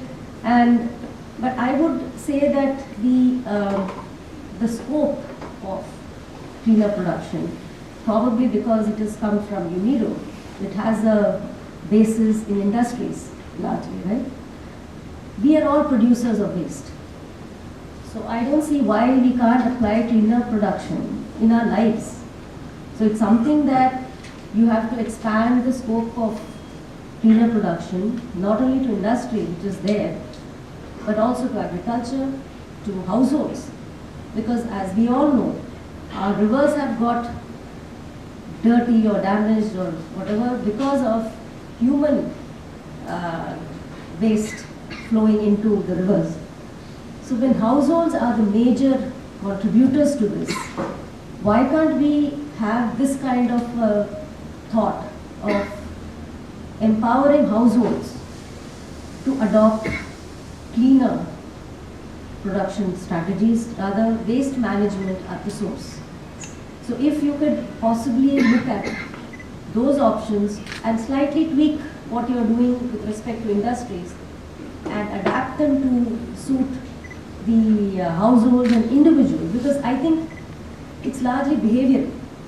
I'm looking at it from that perspective, that the attitudinal and behavioral change is what is required right now. And it's very easy for us. In India, it should not be very difficult to basically ask them to go back to their grassroots. So that is something that we have to focus on, and that's where I think the ENVIS scheme which we have, the Environmental Information System scheme, which started in '82, it has immense scope, because we have about 66 odd centers across India. It's a huge network and a very healthy network, robust databases there. Their mandate is to disseminate information and to bring about awareness in people. So this is something that can be taken up across. If you can develop, I would request Dr. Bharat Jain, if he can develop a kind of a template which can be used across all the ENVIS centers in their environment education programs, that would be beneficial. I mean, you can achieve a lot more if many people are together involved in changing the attitudes and behavior patterns of people. So this is something that I feel very close to about. And given that in our country we are going to face water scarcity, is something that world over it's happening. Africa, South Africa had just recovered from it thankfully because of the huge floods which they had, but we are also going to face very soon water scarcity. The carbon emissions are already there. We have climate change issues where we have flash floods, drought. I think Gujarat has not had a good rainfall this year. So these are all changes which are already happening, and therefore the need for this resource efficient cleaner production is very much there for sustainability. It is very, very crucial, and therefore I feel it is something that needs to be adapted across sectors. So, and it also actually fits into the adage which is prevention is better than cure. In the health sector, we normally talk about it related to health, but I think it's absolutely applicable here too. But as we know, change is difficult, but I think with our ENVIS centers, we can be dogged in our approach and carry it through across all our centers. This is another thing which I feel that we can do is through our green skill development programs, which is a very new initiative, just started last year on a pilot basis, and this year we have really taken off. Since May, across India, we have about more than 40 skilling programs running more than 90 odd centers. So, and the programs are very different, but I feel we can apply this tool everywhere. For instance, we do have a waste management program. You are running the STP, ETP program. We have an ecotourism certificate course, and water, air pollution, water budgeting. All these are certificate courses which we are running parallelly across India. I feel probably one session on cleaner production related to how, whether it's water budgeting or air and water pollution, we can add this as a session in each of those training programs, so that the trainees who are getting skilled, they have a comprehensive view or outlook or understanding about what needs to be done. So that makes them more relevant, and it would help them in actually when they're going out and applying it when they are working elsewhere. It would really help, because they will have a complete understanding of what needs to be done to bring this about. So I think that is something, again, I'll request Dr. Bharat Jain, if you could just develop a small, maybe a half-a-day program or a one-day, whatever you feel is suitable, which can be incorporated in these training programs, so that we make it more comprehensive. I think probably that part is missing in these modules. I think it's very crucial. So even in your STP, ETP, I think you can add few into it. That's great. So this is something that I feel we need to integrate. Convergence, integration is our keywords, and we need to do that. Especially with NVIS, we have that capability, because they're all experts sitting in all these bodies. They're really, when we see the host institutions and all that, they're all experts. So we are very, this network is unique, and I think your RECP network will also be benefited with, if you combine it with the NVIS network, because that will be a double, bonanza. It will really, the reach will be, the outreach will be extensive. And especially since we are going out to the districts and we are reaching out further down, it's not at the city or the state level that we are stopping at. The skilling program is going to go further into the districts, where we're going to, as he said, we are going to target the dropouts, the school dropouts as well. So the outreach is going to be really far and wide, and this is something that we can really tap on. And as I said, this is some, the expanding the scope into sectors like agriculture. I think our Honorable PM has already brought in this concept of more per drop. So more crop per drop. So this is something that is already there. Probably it's not defined under cleaner production or resource efficiency, but this is something that is running through all our schemes or programs which are running across different governments. But maybe we can compile these things. I think this is very important that we compile what is happening in different schemes and whether they conform to what we are talking about today. I think that would be a very interesting exercise to do, because this is happening across India, and with, we can take it forward in a different way that way. So basically this is what I have had to say, but I think there are students here also? Yes, students. Good, because I think they will understand that in the case of this cleaner production, it is not that there is one size fits all kind of a thing. You have to go with wherever you're employed, whether it is with a industry or otherwise in other, maybe even I would say in any other industry. I mean, it doesn't have to be specified whatever. I think anywhere this will hold good, but you'll have to look at issues which are there in that particular situation and sort of tailor make the needs, meet the needs of the situation, and accordingly come up with your own strategy for cleaner production. It is not that it has to be a certain way, but it should meet the needs of the industry as well as the costs. I mean, that is also very important. In fact, I feel that cleaner production does not necessarily mean higher costs. It doesn't mean that you have to, as even the presentation we showed, it's basically, even if you reuse or formulate some things, the processes, that itself could lead to a better, minimization of waste. So it's not necessary that it is investment, high investment is required or something. So these kind of things, I think you as the people who are going to be skilled in this, it's extremely crucial you're having, and so you're highly benefited from this, because not everybody has the means of getting such skilling programs. But I think that you should make the maximum use of what is being offered and see how you can adapt it, how you can suit it to the requirements of the firm or industry or wherever you are going to be working in. Okay, so I think this is basically what I wanted to say, and I think what he was talking of, the synergy and all that, is something that we all understand, the circular economy. In fact, I think we all live by recycling our stuff.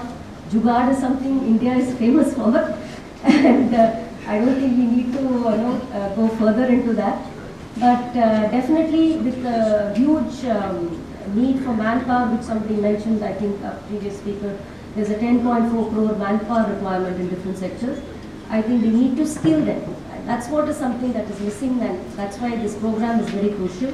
We hope that there will be many more programs which you can come up with in other sectors as well, and probably expand the scope of this idea of cleaner production across other sectors and make it more, the outreach also more extensive, and bring about the behavioral changes that we want in people. Thank you so much.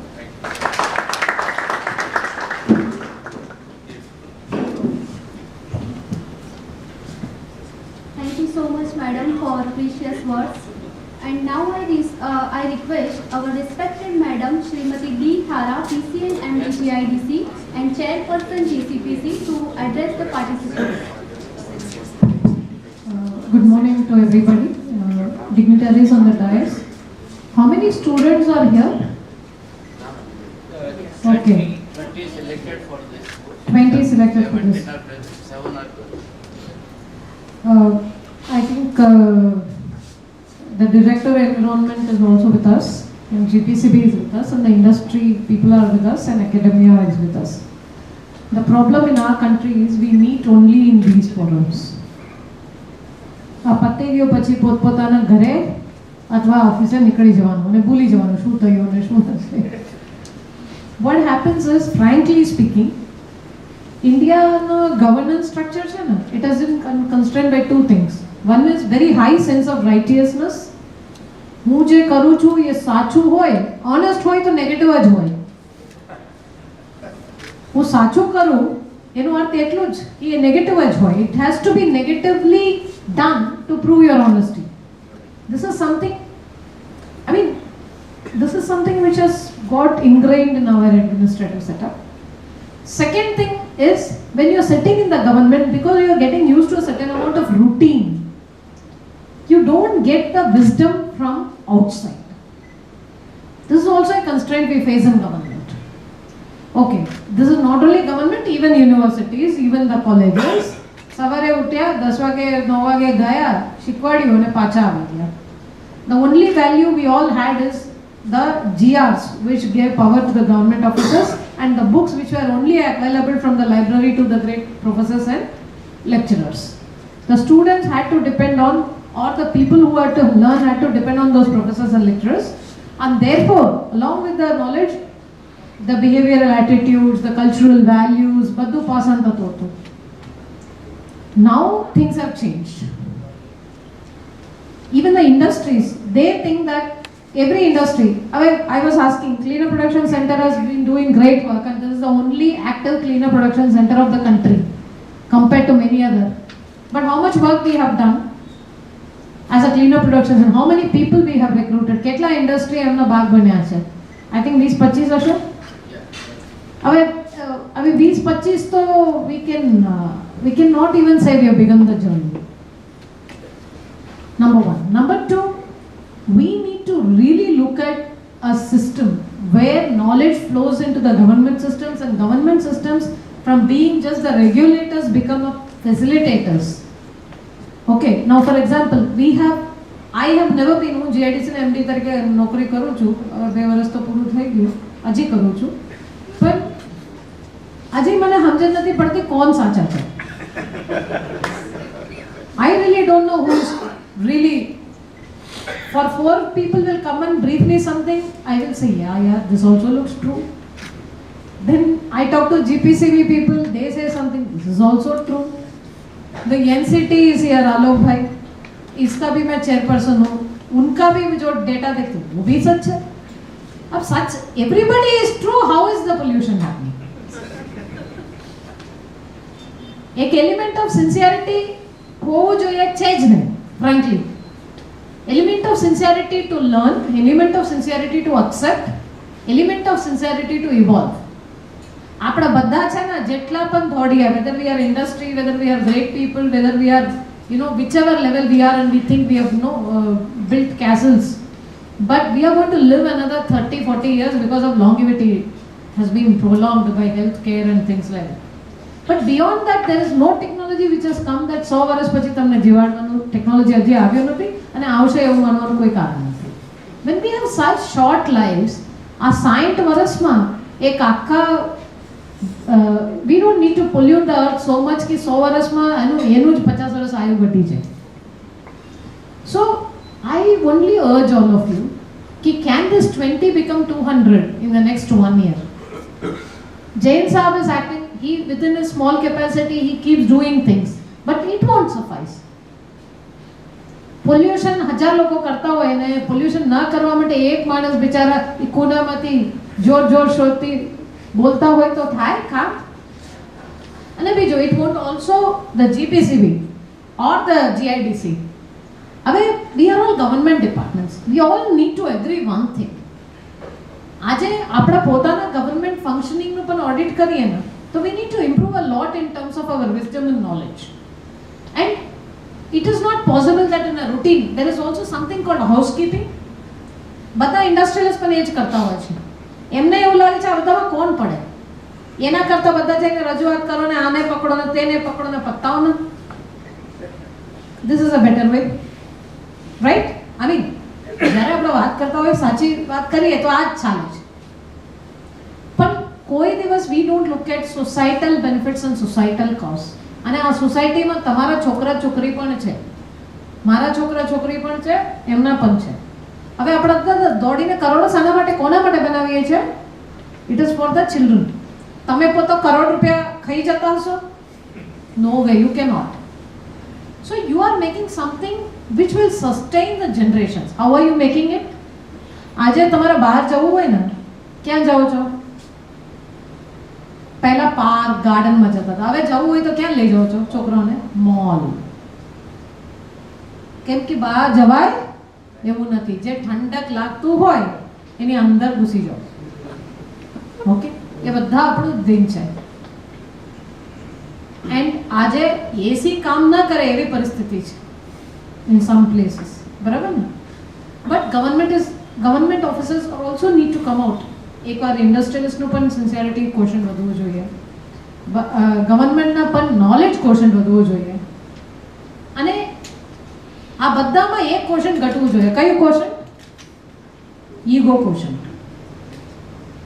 દરેકનું શું ઘટવું જોઈએ? Ego question. હું આને મળવા જાઉં છું, આ મને સાંભળતા નથી ને હું શું કામ જાઉં? અરે ભાઈ, તમે નહીં જાઓ તો I mean it's like this, you have to go sometimes, પણ આ બધામાં એક જ પોઝિટિવ વસ્તુ હોય છે. આવા બધા પરિસ્થિતિમાં અમુક લોકો એવા હોય છે જે આ બધાને પાર કરીને કામ કરવા માંગે છે. એ જ લોકો આ દુનિયાને બચાવી રહ્યા છે અથવા બચાવવાનો પ્રયત્ન કરી રહ્યા છે. So I would only request within the governance parlance, અહીંયા બેઠેલા દરેક માણસનો પાસે એટલું બુદ્ધિ તો છે કે આપણે જે કરી રહ્યા છે સાચું કરી રહ્યા છે કે ખોટું કરી રહ્યા છે. એના તો માટે બહારથી સર્ટિફિકેટ જીપીસીબી આપે, જીઆઈડીસી આપે અથવા કોઈ કન્સલ્ટન્ટ આપે, એ તો ત્યારે થાય if you don't have the knowledge. So I would request, one is the professors, the academia which is sitting here. Again, they also get confined to their own world. જે બુકમાં theory વાંચીને એક મને કોઈ કહેતા હતા કે સિમ્પલ લોજિક છે, debt is always not a good thing. Equity debt ratio should be something very balanced manner in a company. But the biggest entrepreneur of India, does he have the thing ratio in that manner? He doesn't have. એમનો ઊંધું ચાલે છે. સો તમે જે ચોપડામાં વાંચ્યા અને જે થઈ રહ્યું છે, it is so different. So મારા એટલું જ કહેવું છે, I can understand you have all been listening for a long time to every one of us. પણ મારો એક જ રિક્વેસ્ટ છે કે જીપીસીબી હોય, let us have a platform. આવા ફંક્શનો તમે કરતા હોય, વી ઓલ ગેટ ટુગેધર. અને આજે પ્રબોલભાઈએ એક વાત કરી, there is a feeling that હું સાચું કરું છું તો મને પણ હન્ટ કરવામાં આવી રહ્યું છે. Okay, It may be true, it may be false. કોઈ એને સાચું કે ખોટું કહેવા બેઠા નથી. અને હું તમને બધાને કહું છું 60 વર્ષ પછી જ્યારે બેસીને વિચારતા હશો ને હું સાચું કર્યું કે ખોટું કર્યું તમને ખબર નહીં પડે. આજે મને નથી ખબર પડતી હું સાચું કર્યું કે ખોટું કર્યું. So it is better to sit and understand what are the concerns, why that kind of thing is happening. I would say GIDC હોય અથવા બીજા NCT હોય, નર્મદા ક્લીન ટેક અને GPCB હોય, or the academia હોય. Why can't you have a small platform in which you will meet every 15 days and industrialists હોય? Can we now push from 20 to 200? This is the challenge, Jain sir. I don't want this, sample seminars. Okay? અગર કરવું હોય તો આવી રીતે કરીને તો બંધ કરી બેસીએ. આ 5-10 લોકો કેટલા વર્ષથી ચલાવવાનું? I will take a call after 2-3 months whether the GCPC should continue or not. Why should it continue? Jain સાહેબને નોકરી આપવા માટે કન્ટિન્યુ કરવાનું છે કે મારા કઈ આવું ભાષણ આપવા માટે કન્ટિન્યુ કરવાનું છે? So I would only say let the industrialists take a call, industry associations and let them take a call. And Biju, I would say please integrate. GPCB should integrate incentivizing people who opt for cleaner production processes. Can you think of one framework? Incentivizing એટલે માનો કે એમને cleaner production માં એમને opt કર્યો છે. Look, આજે બે લોકો આખા સમાજને સુધારી શકે. રેગ્યુલેટરી લોકો, ડેવલપમેન્ટ લોકો એમને પૈસા આપી શકે, બધું કહી શકે. પણ રેગ્યુલેટરી લોકો તમારા હાથમાં તમે ઘણા સારા કામ કરી રહ્યા છો.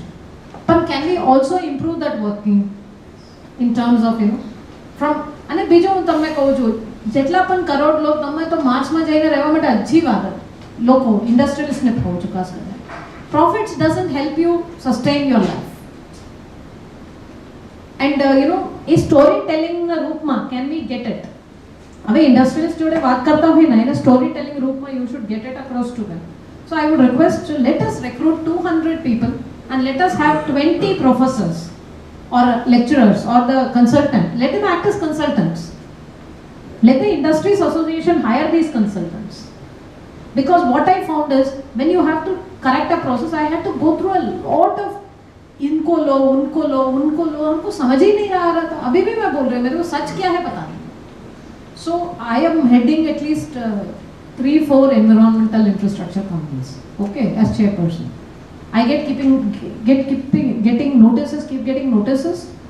I don't understand where we have faltered. When we want to correct it, there's no right input. There is suddenly this thing. Look, it's easy. We all do. I mean, today I am here, tomorrow I may be, a chairperson of GPCB. It doesn't matter. So it's basically, મારું એટલું જ કહેવું છે, we need to look at what is going wrong. Nobody has the knowledge. And actually we should remove the business from curation aspects of environment. આજે શું થઈ ગયું? મોટામાં મોટો બિઝનેસ થઈ ગયો. તમે આ CETP નાખી દો, આ LTP નાખી દો, but actually frankly does it help? તમે અગર બોડીમાં આટલું બધું ખરાબી હોય, you are not able to even stand up and you are going through muscular dystrophy. If you wear a what do you call 50,000 rupees suit, does it help? હું એ પૂછું છું, જ્યારે તમારા બોડી જેટલું ખરાબ હોય પછી એનું સૂટ પહેરવાનો કોઈ મતલબ જ નથી, right? So let us one resolve to be honest for a day and make a platform. Two, some of the academia people here, you can continue the journey with us.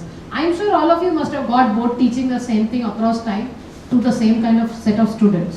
Some people must be receiving, some people may not be receiving. हमें पता आज करता, तमें पता आज करता. So why not make our lives different by contributing towards something which is constructive? What makes you live longer is not, or live happily is not what you have or what you possess in terms of materialism. It is only you are wearing a beautiful shirt or doing something very nice only to get acceptance from the society. है कि नहीं? So then what is the reason why we cannot associate to form a strong bond partnership to take this forward? I waited till now only for this turn to tell this only to you. And why can't we integrate? Like for example, why can't we say that healthy chemical engineering na katta sahab kya matters? Okay. If you have a chemical engineering professor from LD or anywhere, can we get 20 people or 30 people on a regular basis? The children will also learn what is happening in the industry. can the industrialist at least મારા છે ને 20 ને 200 કરવાનું છે recruitment, નહીતર આ બંધ કરો, right? So, and I would request, I think Pradeep ji has come, and I'm sure looking at him I find a lot of hope, and I think GPCB is there, very fine officers of GPCB I'm sitting in front of me. I would only say one thing, કે આપણે બધા પોતાના જે screen લગાડ્યું છે ને એને થોડુંક નીચું કરીને સાથે મળી જઈએ તો થોડુંક ફરક પડે. અને એમાં શું થશે, once you make it transparent, અમે JIDC માં કર્યું છે, બેઠેલા બધા માનશે ટ્રાન્સપરન્સી તો ખૂબ લઈ આવ્યા છે. The moment we got transparency in, a lot of other things went out. So I would request you to bring in transparency, and transparency comes when you are able to talk to each other without ego and fear, right? And number 2, અહીં બેઠેલા દરેક માણસને હું વિનંતી કરું છું કે ઘણા બધા આપણે કરી ચૂક્યા છે, પોલ્યુટે કરી ચૂક્યા છે, everything is done. Now let's go on to the path of recovery. Can we do that? Can we all do that? Yes, thank you. Thank you very much.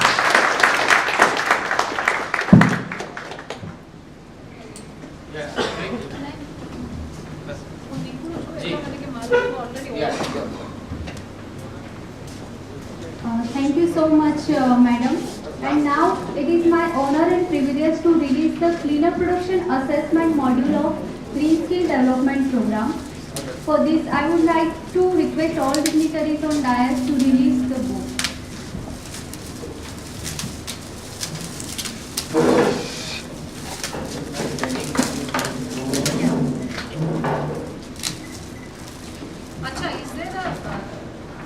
Another thing which I wanted to tell you, there are some university people. Can you put your hands up? University, college થી આવેલા લોકો?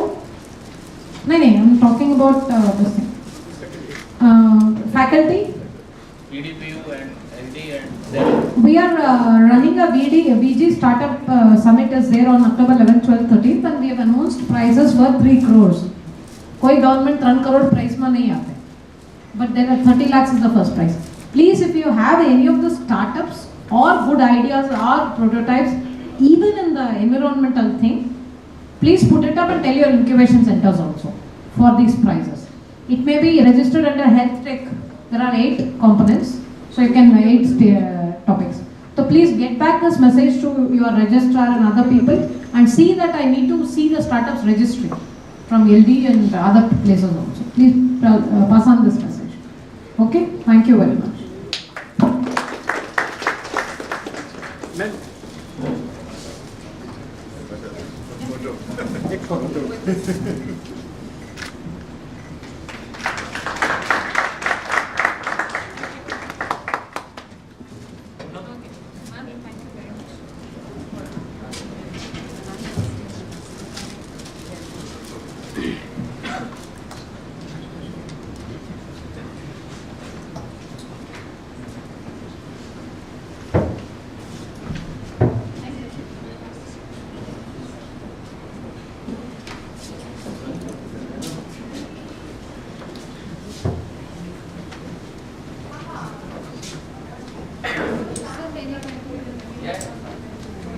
Thank you so much all the dignitaries.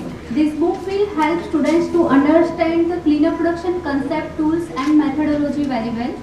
So now this is the time to kit distribution. For this I would like to request all dignitaries present on dais, please distribute the kits. So for this I would like to call Ms. Aneri Amit Kumar Desai, ME Environmental Engineering, SCAT. Dudreja Nirali, BE Environmental Engineering, BVM Engineering College, Vallabh Vidyanagar.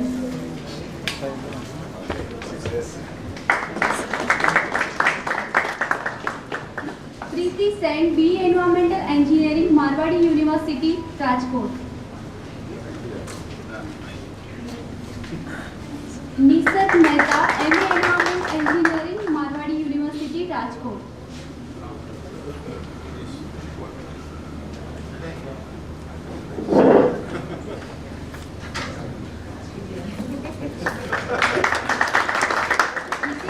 Pandya, BE Mechanical Engineering, Institution of Mechanical Engineering, Mumbai.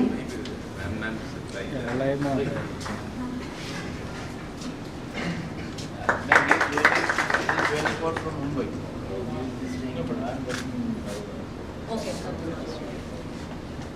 Deepak Shalunke B environmental engineering Marwadi university Rajkot.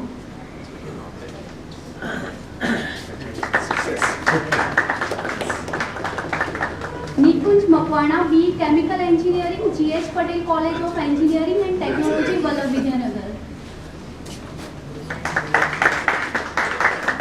S Rajaram Chaudhary B electrical and electronics engineering KI university Andhra Pradesh.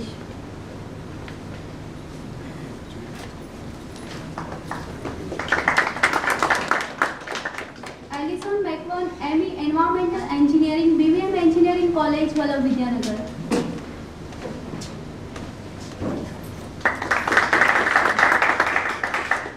Jagannath Hirabhai Lungaria B civil engineering Marwadi university Rajkot.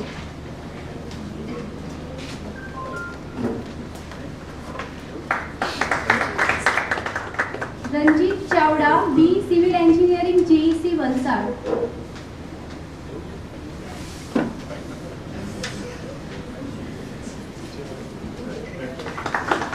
कंबाती B civil engineering LDC Ahmedabad.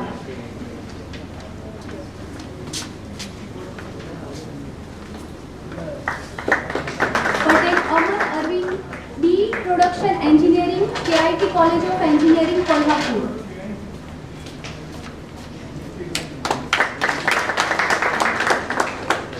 कालुला Vipul Rashid bhai BTech electronics and communication engineering RK university Rajkot.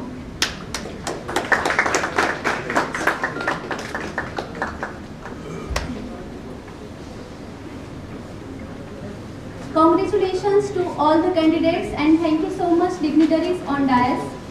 And now I would like to invite Dr. Bharat Singh, Member Secretary GCPC for vote of thanks.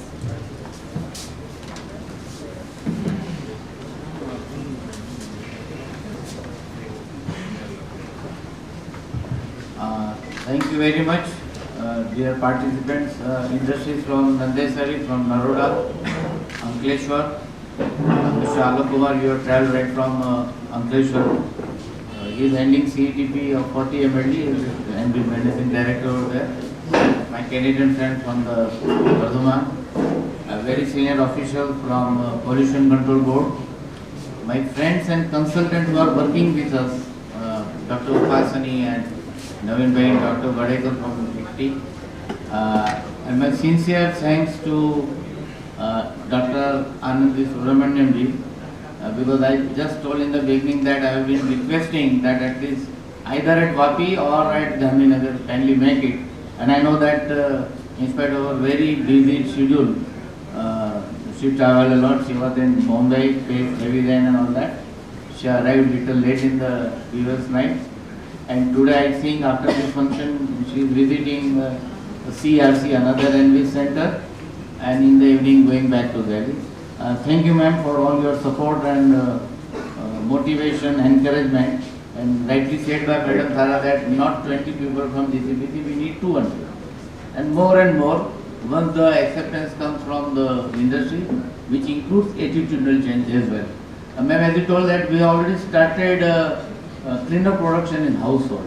I take an opportunity to bring to your notice and to my friends that my team is conducting cleaner production in household for the ladies wing of Lions Club, Rotary Club, some of schools, some of universities as well, and we have come out with a manual in vernacular that how a house lady can save food waste, electronic waste, paper waste, glass waste. I think they should not be gender biased. Yeah, there is no waste. Not across everybody. Yeah. So taking your advice rightly, we'll go beyond that, and I will distribute similar things to other NV centers as well. So taking your advice, I am not further to take it. I am thankful to Dr. Raina. I can call you my friend if you allow. Yeah. He has been helping me a lot. He is a very senior person from UNIDO, and once I met him and just showed some good success stories of GCPC, He said you should be a RECP member. Then with his support I am also heading our Asia Pacific countries as an executive committee member of UNIDO. The credit goes to him. He has done a lot of work in industrial ecology and now with RECP and all that. Since he is at Delhi, he is supporting us like anything. And I told you in the beginning that he was in Kerala for some energy efficiency project and he met with a heavy rain over there. Of course, he could travel back to Delhi. Yesterday night he has arrived and today morning, and the next morning, 2 o'clock he is flying back to Netherlands, his native, to meet his mother. Thank you, Rene, for your sparing time. Shri Pradeep Singh ji, I met him very recently after he has taken over charge of director. And in very first meeting he said, well, Mr. Jain, what support you want from our department? So that words were very inspiring. As you know that they have instituted CP award to the industry just to motivate them. I know that you have very busy schedule. There are some meetings of your coalition and all that. Thank you for sparing time. Prabodh Bhai is always with us. He is a very leading entrepreneur, Gujarati entrepreneur. And as he told that in the year 1999, we started one CP assessment in his industry with the support of Dr. Rupasan. So Prabodh Bhai, aap aave, aapne khub aanand thyo. And he has also assured full support. Even while leaving, Dr. Vasa from Gujarat Chamber of Commerce and Industry assured that we will have very similar training program for their members, so people from industries.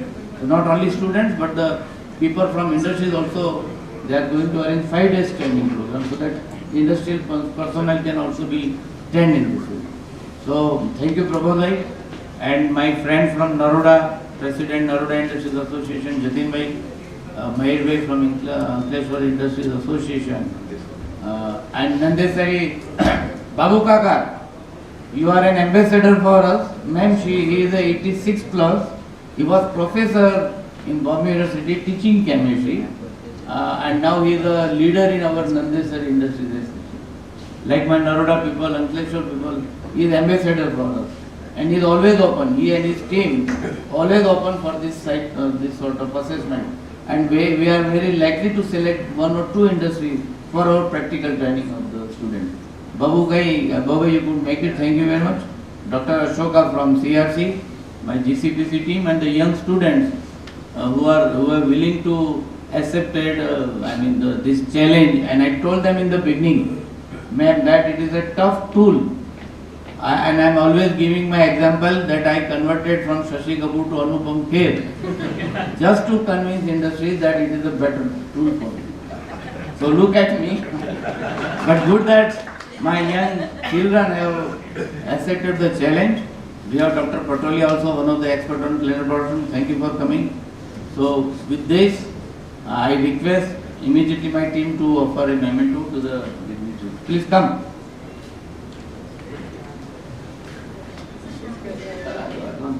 लड़के आ जाओ पकड़ी क्या memento to Dr. Anandi ji.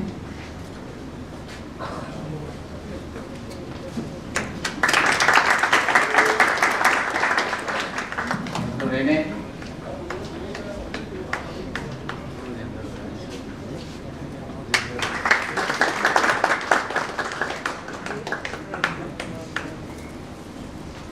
Shri Pradeep Singh.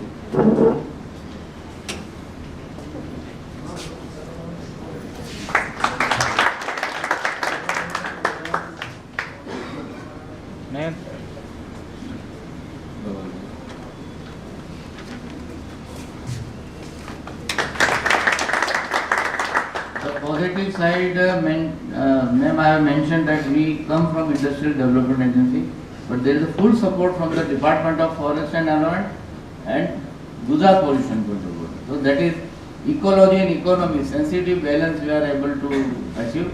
So my thanks to GPCB and my friend Kumar Rajnish as well, who is always asking, Jain Saviye Veje, Jain Saviye Veje. Thank you for giving us company. I request all guests for national anthem.